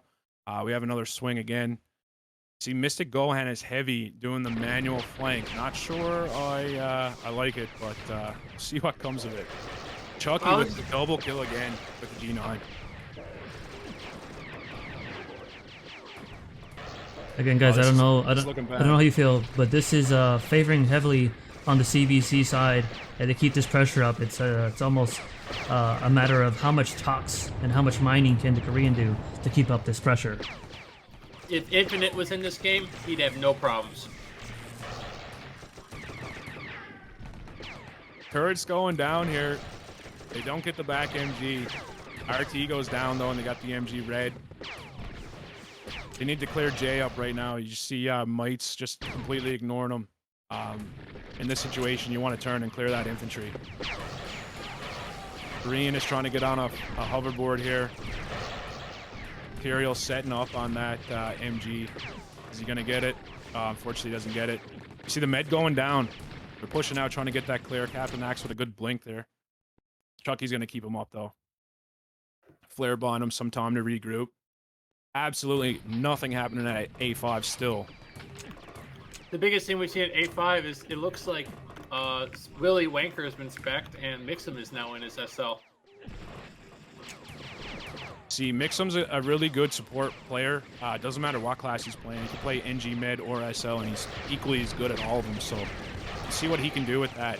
Hopefully, you know, they still get the support on spec that he would have provided there.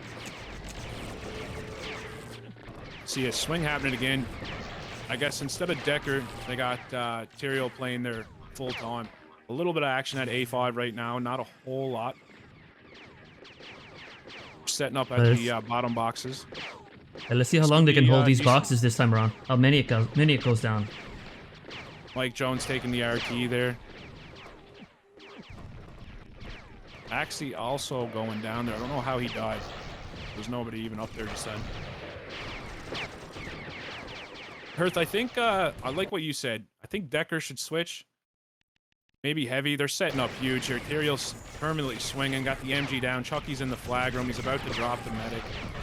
He goes down, unfortunately. RT down. Dory with some footwork. Feet work. Yeah, Power with got it. 2 flags. 2 flags. Is he going to be greedy and try to get the other flag? He dies from Mystic Gohan. Flair picking up Flair grabs a flag. I see what he was doing TD there. He's trying is- to get them to hold all flags. Right, Man, TD Dilatory is with also the up. dancing shoes. Huge push there by Care Bears. Still swinging. We got Tyrael there. Might says DMF is there. Bad push there. He needed to group before he went in. Bad death by Flair as well. You need a good strong regroup here. They're just going in one by one and dying, which is not what you want to see, especially when a team is swung home. Exactly. CBC proven really strong in this game. Communication looks great. And they're holding choke points and providing a lot of pressure with these swings. Let's go back to multi-base view and see how the other things are going at 85. It's really hard for Fangs out here. When they pushed out of this base, I know they took it because of Chucky instead of D7, but when they push out, Chucky's literally G9ing the hell out of them. They're taking so much extra damage because he's back there just dropping players. I wish I recorded how much damage he was actually doing. I know Axie was talking about implementing stats like that into next season, so hopefully we can get something like that because he's literally picking these people off. So when they push out, they can't even really push out all the way because he's just back there being a nuisance. Good Right, Lord, and- who designed this map? Another double kill by Chucky with the G9.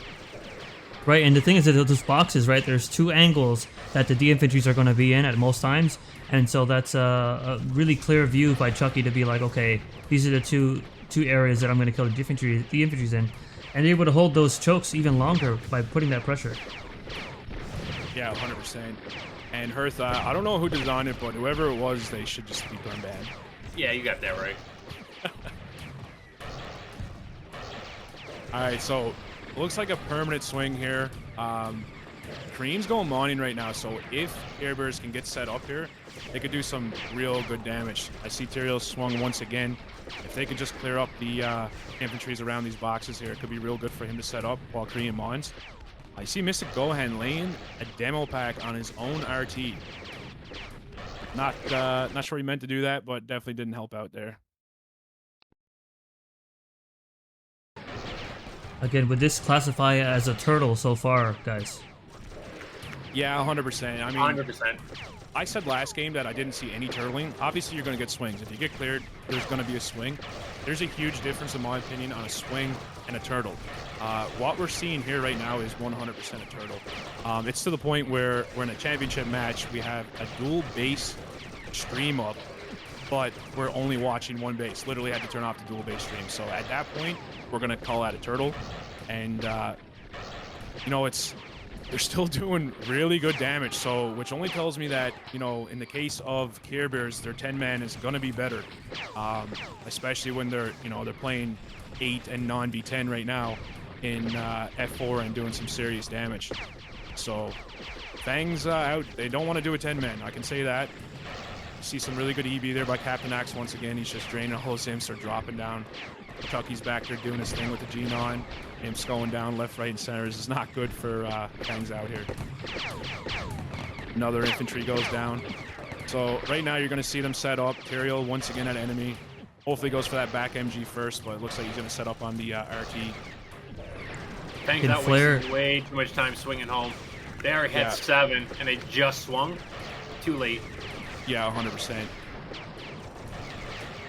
Looks like that Tyrael did go for the back MG, but it was a little bit too late. They do a lot of ret damage, though, which is what main thing here. It really looked like they didn't know what they were doing because they had a couple run into the flag room instead of doing turret damage. Then you had an O-Heavy missing some AC streams. There was not nearly enough damage done as they could have been. Yeah, 100%. And again, the championship match is sudden death at 60 minutes. Is that correct, guys? Yeah, so this match, 60 minutes, so we're not even halfway there yet. We're getting close. You know, if I was leading the squad right now, I'd probably just keep it, you know, Care Bears, I'd probably just keep it the same. They're set up down at that choke once again. You know, they're about to do some good ret damage. Tyrael isn't at enemy right now, which means that I just switched over to A5. It is 5v5 again, but the offense is just, they're getting dropped. Not a whole lot going on. They're just getting held at the first choke. So, you know, if it keeps on this way, what I would do, in my opinion, is try to do some sneaky plays. Like, if Flair's infill, maybe try to get a blink in unnoticed, and you know, try to get him to go 5v5 again. You know, let Captain Axe push way out, maybe get Dill to get out of position, and then do like a blink storm, try to clear him that way to get the flags. Chucky grabs 2 flags right now. Out with 2. Yeah, he's gonna get out with those. Yep. There he goes. Can they get Flair out? Flair's got the other one. Doesn't get him. There was no TD. I don't know why he wasn't able to get out. I think what might have happened there, Herth, is I don't know if it was lag or if it was what I think, but I think Captain Axe just held down the summon button, might have summoned him till he loaded, and the medic tried to summon him out twice as well. So I think they both probably were loading there. So people screwed up. Yeah. For sure. Potentially. Long story short. But I'll say it again, man. If Chucky doesn't get MVP, I'm uninstalling. Well, that would be bad because we would want you to continue playing this game. So please make sure to give Chucky MVP. They're gonna. That just hurts to watch. Flair literally got behind. Oh. He got the defense back home pretty quick. Looks like they're swinging once again. They just got only cleared. Dill back, and Captain Axe blinked in. He tried to get the sneaky kill on him. That would have been amazing. Again, if your Fang's out here, I would assume that this turtle can only last so long. And interesting that it's not very much change in strategy. It might be just like a lineup thing here in a draft league, but this is one of the more lopsided, I guess, 5v5s that we could see in this tournament so far, I would say. Yeah, 100%. A lot of it just comes down to, and it shows, people just don't have experience playing versus a JT offense anymore. Yeah, 100%. There's not many JTs playing right now in general, and of those JTs, there's only a couple that are impactful.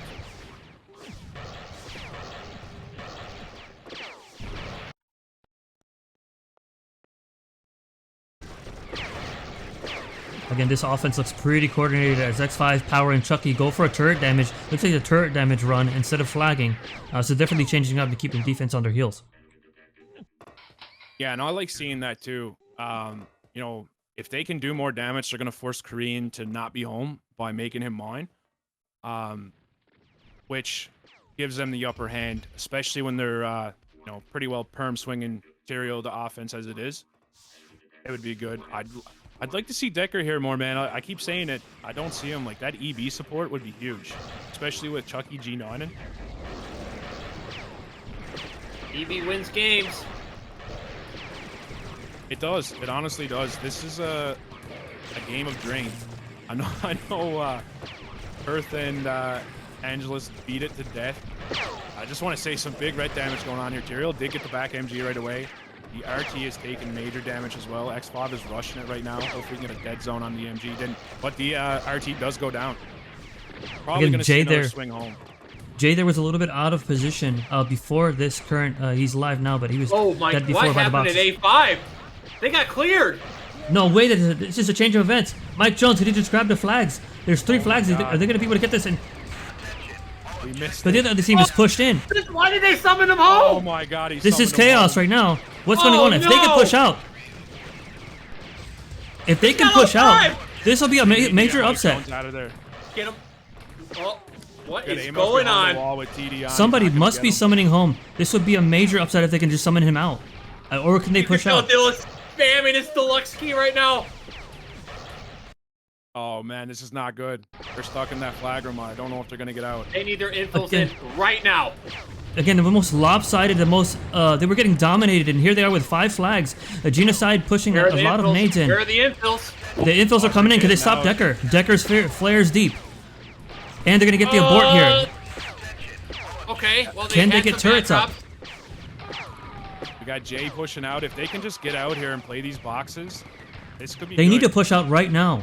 And where are their infiltrators?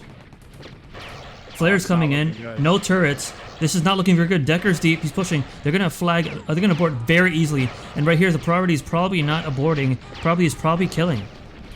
Yeah, they want to kill them off as much as possible here. Oh, they're kind of staggered running in. They're gonna get the abort. yeah. Chucky gets a kill. X5 has 3 flags. And now CBC holds all 5 flags. As there were no turrets there. What a crazy turn of events here at the end. Wow, they got all 5 flags. This is gonna be hard for Fangs out to beat this 10-man. Are they gonna stay here? I don't know. Maybe they're baiting it. Flair's going Oh, to wait, Seven right now. The only person moving is Decker in the caves, and he's nowhere close. No, they're gonna stay. Yeah, They're staying? Gonna be Are they? forced to drop The here. They don't have other enough time team. to move. Alright, there's a lower drop on flag timers, I believe. Correct me if I'm wrong. They might just stay here. It looks like Decker is putting up some turrets, and they've pretty much have taken their home and say, "This is mine now." And let's see what they can do here on a 10-man. I don't like this RT placement from Decker. I think he should have dropped that down a lot lower to help out on that last push in. I don't know if he has the tox to put any more turrets up though. Right now we need to see a good group, which we do see. Andrew pushing. Infantry's drop. Let's see if they hold this choke here. As there's 30 seconds left, if they hold this choke, they could probably regroup a little bit. Jay's providing some repulsors, and so is Exodus. They need to get players there now in order to get some damage going. This is really bad. Both infils Yeah. are dead. They've got sub 20. It's really unfortunate that the infils ran in without anybody behind them. Have it- That might have done it. for them. It's gonna come down Guys. to Korean right now. Very curious, guys. They're 2 infiltrators. They should get this Oh. abort. Exodus, Actually, nice. to the abort. Now they need to go to mix them. Dilatory is providing the TD, and they need to push out right now for CBC in order if they want to win this match. Mystic Gohan is there. There's 2 infiltrators. Flare goes down by some random. Amok goes down. They're holding this choke, which is super big right now in this Andro game. goes down. Let's see if they have it. They're gonna regroup. They're in a great position right now, which is very strange considering how the match has gone. Again, a Dilatory goes down, not able to provide the medic healing, but Exodus, a great timing. They have like 3 infiltrators in. They have 3 infiltrators in as opposed to CBC, who only has 2. They got them pushed back very far right now. This is They a need to great regroup. advantage by them. They just need to go for kills and go for turret damage. I'm not sure, but they could probably get to an abort here. But right now is favoring Fangs out, which is very strange. Meep gets blocked here, and he gets an abort. Oh, Meep is the superior he's got all JT. They need to start killing right now. Again, Mike instead of Jones running in there. exactly. They need to start killing these infantries off. This is the kill time. You have all the time in the world, right?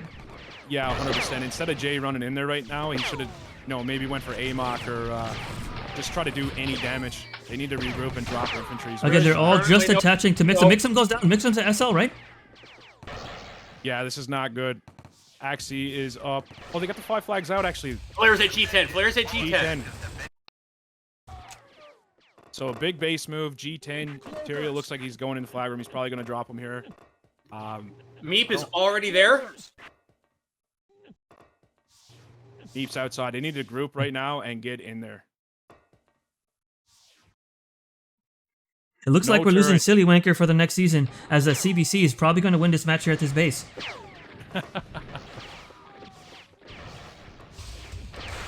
This is a hard base to hold, but It's a we got long 30 seconds. distance. 30, It is. 30 seconds to clear here. Can they get X5 down? They start with their first gotta go. person and go.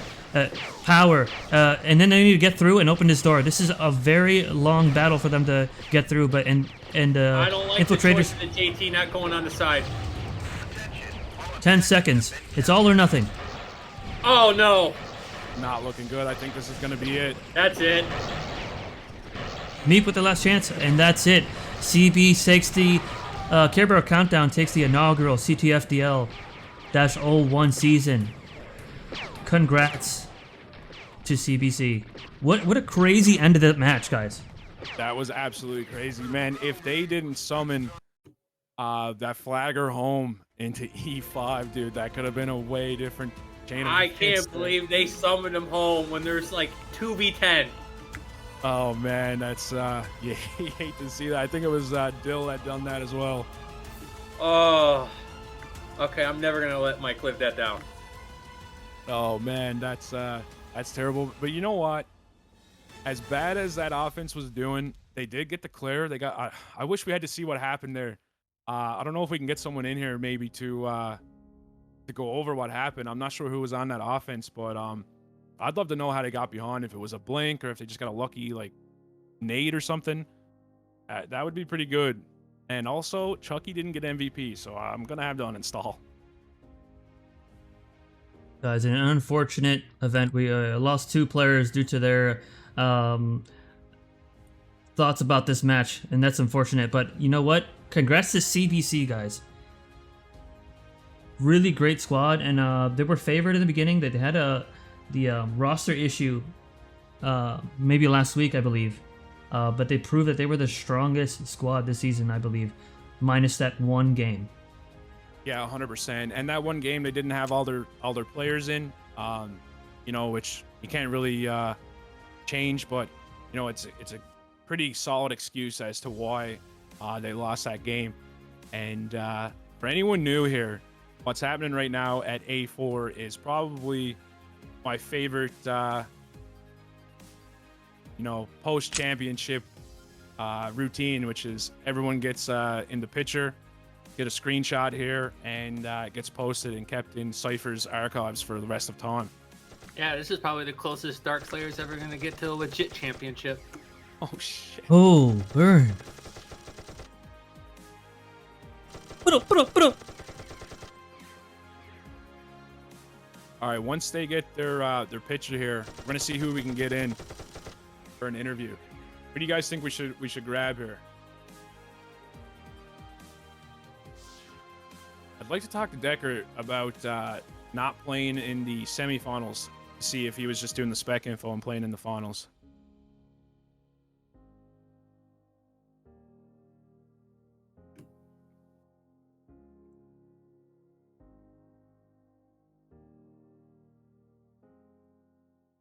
I think ZMN is lining it up here. All right, so we got Decker after the photo. That was a good ending. I'm way, you know, I'm happier that happened versus you know, some SD type shit, but that was exciting. Bangs That out was pretty cool without insane. there. I did not expect that. So the whole time, to kind of recap there for the last 5 minutes, the other base was really kind of like, they were just kind of singing Kumbaya, kind of just like chilling there until they just got cleared out of nowhere. And then it just went into chaos. I would love to see those last 5-10 minutes again if I'm rewatching this. I just want to hear the comms, because you know the comms in those situations, just everything goes out the window. And Al, we Yeah, might be able to 100%. get Flair in here as well, by the way, if we need to. Is he you here? Yeah, I'm here. Okay, Flair. What's what do you have any idea what happened at home there at the last second? Yeah, it's a good question. All of a sudden, like, we were just chilling and we were swinging offense, and then we were cleared. So I was hoping that one of you guys could tell me, because Can you name names? Who I said? think- Guys, we're clear. Who said it? I don't want to name names, but you know, it was Decker. It was Decker that did it. You got cleared. I wasn't expecting it, man. You guys had some solid pressure, and you know, it basically was just a permanent turtle there for 20 minutes. Also, I want to say in the semifinals game, man, you played it perfect. Switching back and forth to infill, you really had those guys, you know, second guessing every move. You disrupted their offense a ton. I think that had a big part to play in winning that match. Yeah, I think the new kind of meta, if you want to call it, is just doing that quick class swap while it's available. I don't really see many players doing it. It's such a powerful mechanic in this game right now. So if you know how to play infil and you're playing infantry, you know, definitely swap back and forth with your offense, and it does keep the defense guessing, and you can also help out your own defense by swinging home and pushing out. So I mean, it's definitely something that I think more players should look to do. Yeah, 100%. I agree with that. Flair, other than you on this squad, who else was, you know, shot calling? I guess you were on the offense. Was there anyone on defense shot calling, or was Decker in the semifinal shot calling from Spec? How did that happen? Yeah, Decker was doing spec info in the semifinals while Plaps played. So Decker was doing really good swing calls from spec. He was also doing a pretty good job in the last game, but obviously occupied. You know, surprisingly, Mites actually stepped up with a lot of calls, and he was really engaged and active.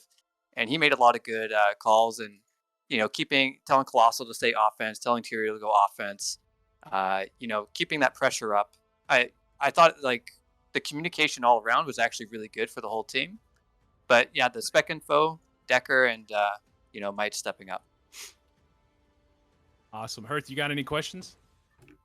No. I do want to give congratulations to Flair for the championship, and obviously for other things going on in his life right now. Yeah, 100%. Congrats, Flair. That's great news, man. And, you know, congrats on the championship. The lesser of the two exciting things. Right. No, I mean, this is close. This is close. No, it's definitely other things going on. Are we going to see you back next draft league, Flair? Oh, I'm going to say probably not. Like, MVP was my wife for a reason. So we'll see how things go, like when the draft league lands and how life is. But I'm currently not planning on it. So it was nice to get out on a win here. 100%. Well, thanks for coming on, Flair. We appreciate it. And congrats once again, man. You played phenomenal. Yeah, bud. Thank you. All right, guys. We got Decker in here now, the captain of CBC, taking that victory. Decker, how's it going? Pretty good. You can hear me, I assume. Yep, we can hear you. Congratulations. I got a question right off the rip for you. What happened at home there? We need to know. That was a miscoordination between Amok and myself. It made it more interesting. We wanted a stupid base that shouldn't exist, but hey, it made it more interesting. Yeah. What a poetic way to finish this goofy ass league with sudden death. At least we didn't play sudden death though. So that was our way of not playing sudden death. Yeah. No. Was it Amok or you? I think it might have been me. Okay. I attached, as far as I know, ate a grenade. Again, kept it interesting. It's crazy. We weren't really paying attention to your base at all, and then Herth called it out that you guys were cleared. I also wasn't paying attention to my base, so that's fitting. Oh man, congratulations again. You guys played that really well. You know, the last two matches just go to show that, you know, you do have the best team in this draft league. You know, you picked it perfectly. You said earlier when we interviewed you that you already had your team figured out before you even got into that draft. You knew who you were picking. You knew which players you wanted. And, you know, honestly, you picked it perfect. I don't know if other players maybe put as much energy into it, captains, but you definitely played it perfect, man. You had a great squad, and it proved tonight that it is definitely the best squad in this draft league. So congratulations. Thank you. Appreciate it. It was fun. We'll be back again. Flair might not be, but I think most of the folks in the squad will be around again. Some of them even talked about wanting to captain next time. So I'd say it was a success on that front. That is awesome. Are you one of those people who might captain again? Probably not, but we'll see.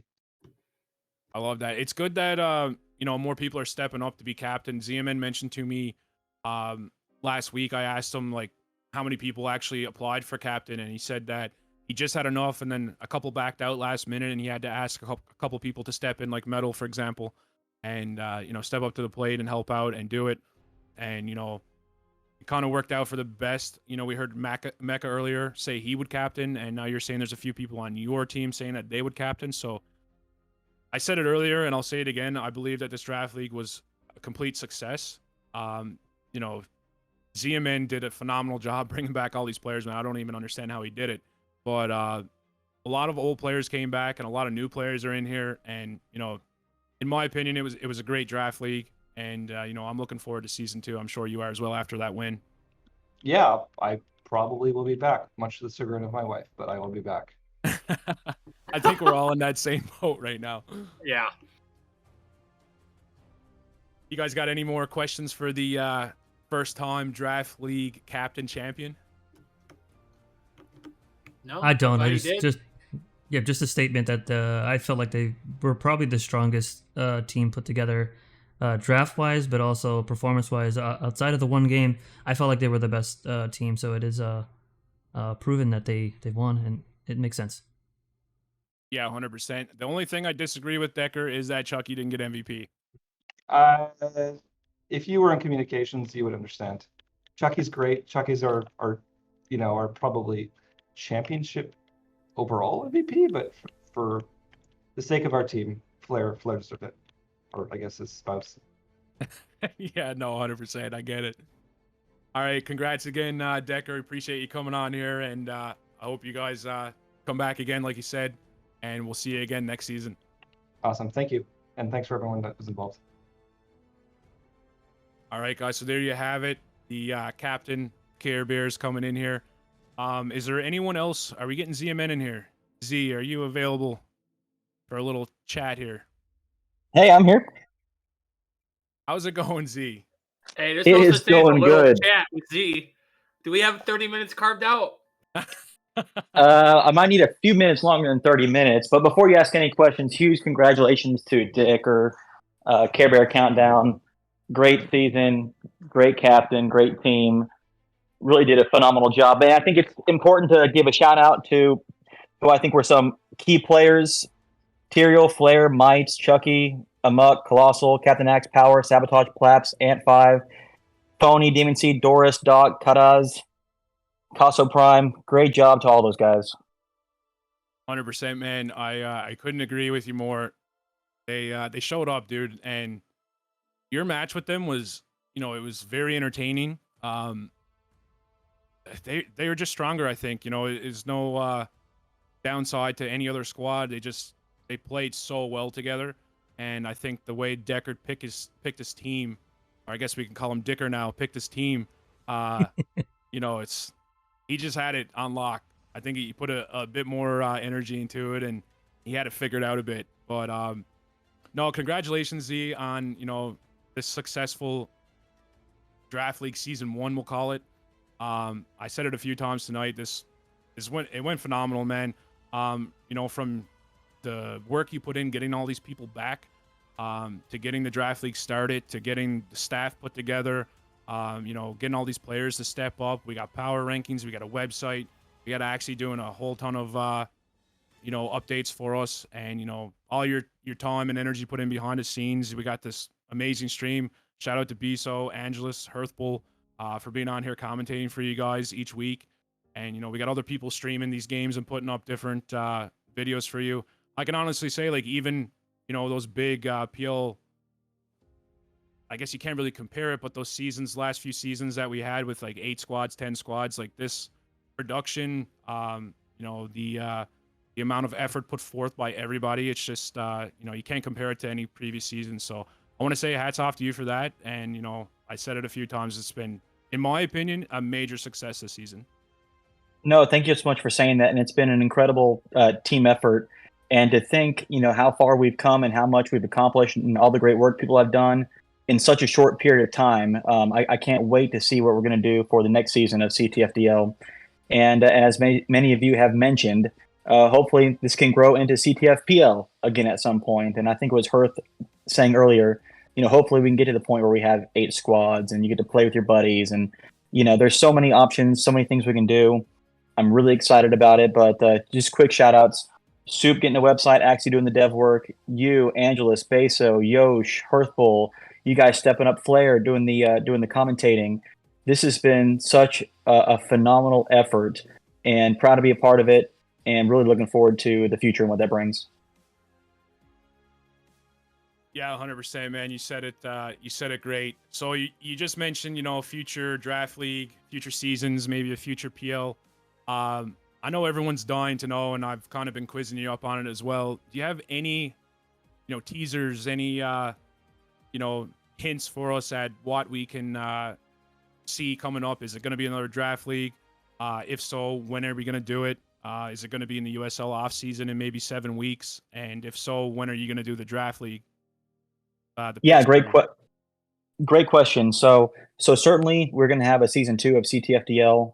It will take place during the next USL off season. I think their season, including playoffs, will be about 7 weeks.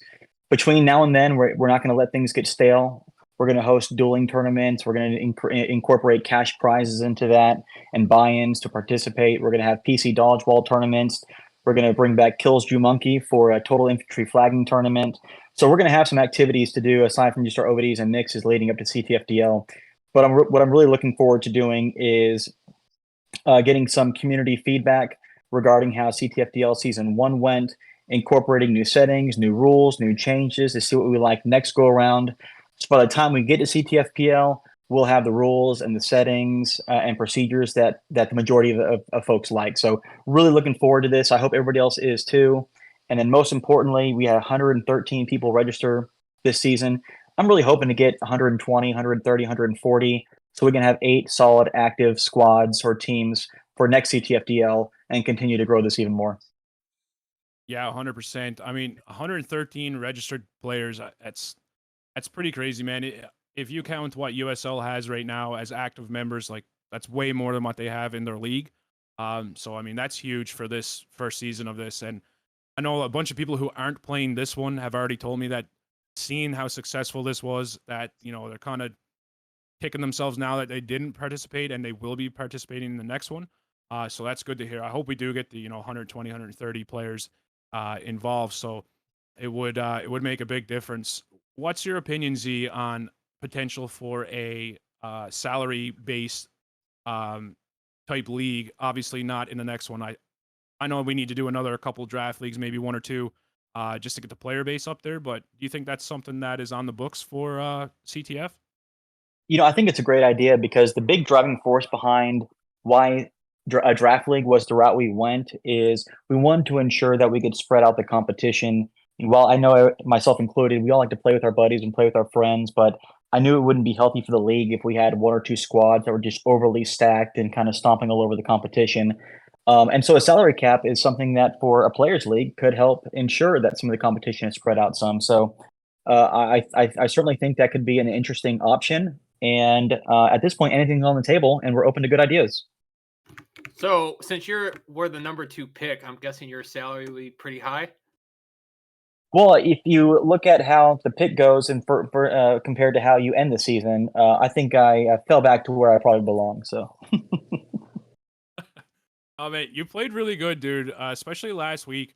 I gassed you up there a little bit in the semifinal game before it started. You were one of the main reasons why you won that game. The way you played, how good you played, your swings. We talked about it too. Like, there's pretty well 4 or 5 ways you can play the class engineer. Most engineers in this game right now, they play one of the 4. Like, they'll either mine a bunch, they'll fight a bunch and not mine, they'll just swing all the time, or they'll try to flank all the time. So you played 4 of them really, really well. And, I believe that you were pretty well the deciding factor on what made you guys win, especially with the fact that you already knew where the flags were going and you you flagged those 2 SD flags. But, I think that you're the reason why that team got as far as it did. So you being picked first was honestly a solid pick. Well, I appreciate you saying that, but all the kudos goes to Dark Bomber, Got Salvi, and RR User. They all played great leadership roles. They were fun to play along with, great leaders. And but this last game for our semifinals, it's certainly got to give credit to that offense for Care Bear Countdown. Tyrael, Power, Captain Axe. I mean, they were extremely effective when Tyrael swung to offense, when Colossal swung to offense. Incredibly effective. So very hard defense or very hard offense to play against. Extremely effective, and it was exciting watching them this game too because very good squad that you could pick up that squad and drop that into a PL league, and that would be an effective PL league squad as well. So yeah, kudos to CBC. Kudos, congratulations to Decker, Flair, Tyrael for leading that squad. Chucky, I agree, should have been MVP. Excellent season. And Beso, Albert, Yosh, Herthbull, Flair, Angelus, who hopefully is listening. Thank you all so much for what you all have done. You've really brought this to another level. I can't wait to see where it goes from here. Thank you guys so much. Hey, Zia, man, I have a question for you. Because I've heard this through the great mill, or for the rumor mill. I hear rumors that you're going to be JT next season. Well, it's by high demand. And since I would like to go in the first round again, I'm going to declare JT. So I assure that first round pick. I got one more question for you too before you get out of here, Z. I got some people asking me in DMs here to ask you about this. For Draft League next season, is trade something that you're interested in putting on the table? So I guess people are wondering if they want to do trades. Is that something that can be possible? Yeah, no, I think that could certainly be possible. I know there was some questions by some non-captains earlier when this after the draft took place. But if that's something that is a rule that is implemented prior to the draft, I certainly think that'd be okay. I think it would definitely make for an interesting season, especially, if hopefully at this age there's not too much of this happening, but if there's some disagreements on squads that, you can just swap a player out to another team where, they're happier, your squad's happier, and you're not down a man. I think for the most part, everyone's mature enough to get along, but I mean, you could end up with a team. You might draft somebody who only wants to play engineer, for example, and you already have your engineer pick that you want to play with. So you could trade him off and grab like a squad leader or an inf or something like that, which could benefit everybody. Well, I also think there could be strategy in the draft itself. If you know the team picking after you is in desperate need of an engineer, and even if you've already got your engineer on the board and there's one engineer left, it could be beneficial to take that last quality engineer and try to leverage that into a pick with a team who needs it more. So there could be strategy that's introduced with trades all the way towards the beginning in the draft itself. Yeah, I agree 100%. I think there needs to be obviously some sort of like back end approval.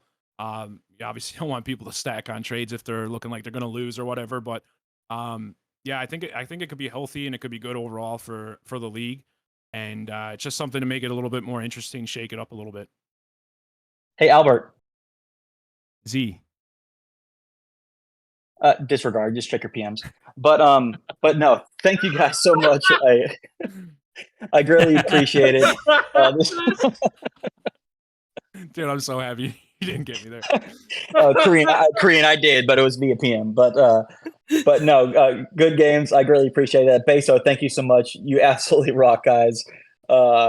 Any more questions before y'all find somebody else better to talk to? No, I think we covered it all unless the boys have any. No, not at all. It was fun. Good year. Awesome. Great job, guys. Good game. Awesome, dude. Thanks again, Z, for all the hard work. You guys see right now on Spec in game and on Beso's stream here, all the staff is in and unspec. Shout out to all those guys. Putting in, they're all volunteers, all right? So they're reffing these games, they're making this happen.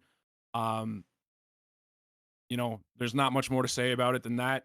So thank you guys for your time. We appreciate it. And, hopefully we see all these refs back next season to make it all happen again. I just got a DM. I'm going to ask it because this guy is, pretty good status here in the community. So they're wondering, Z, if harder trolls will actually be caught before the next draft. And then another question to follow it up. Are you going to apologize for your ref error? Yeah. You're going to apologize to Kev for blaming him for your ref error. It looks like he does. It looks like he does apologize. When in doubt, he says blame Angelus. Or blame Kev. Apparently, when Z said that he was training new refs, maybe we should actually have an experienced ref do the training.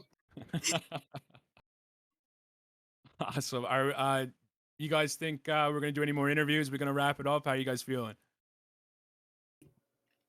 It's a good night. Feeling good. I think we go off. I think we go off on a high note and close out our comments. And yeah, that's we're not doing losers interviews.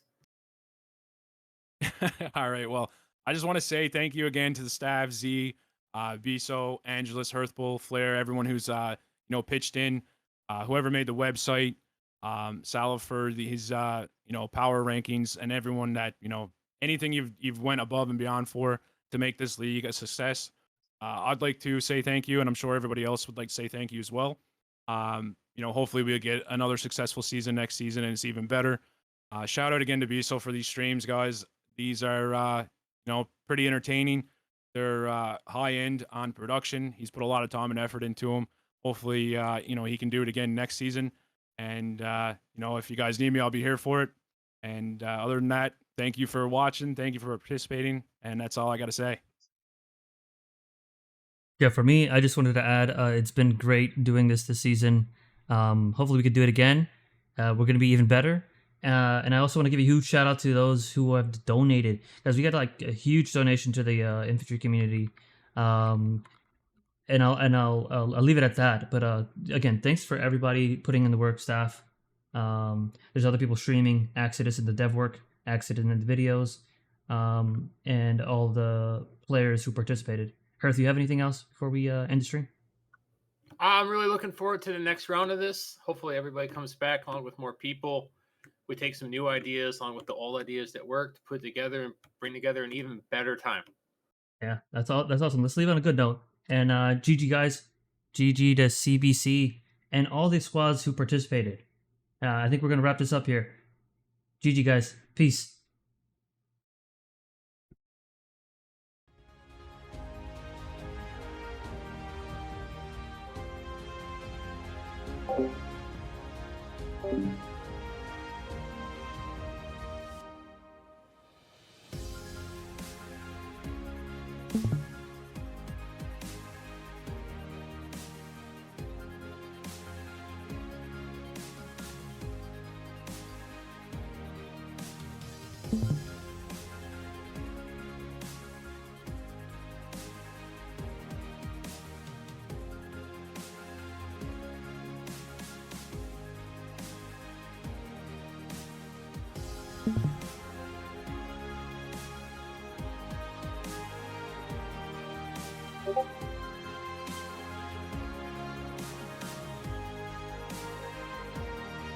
Thank you.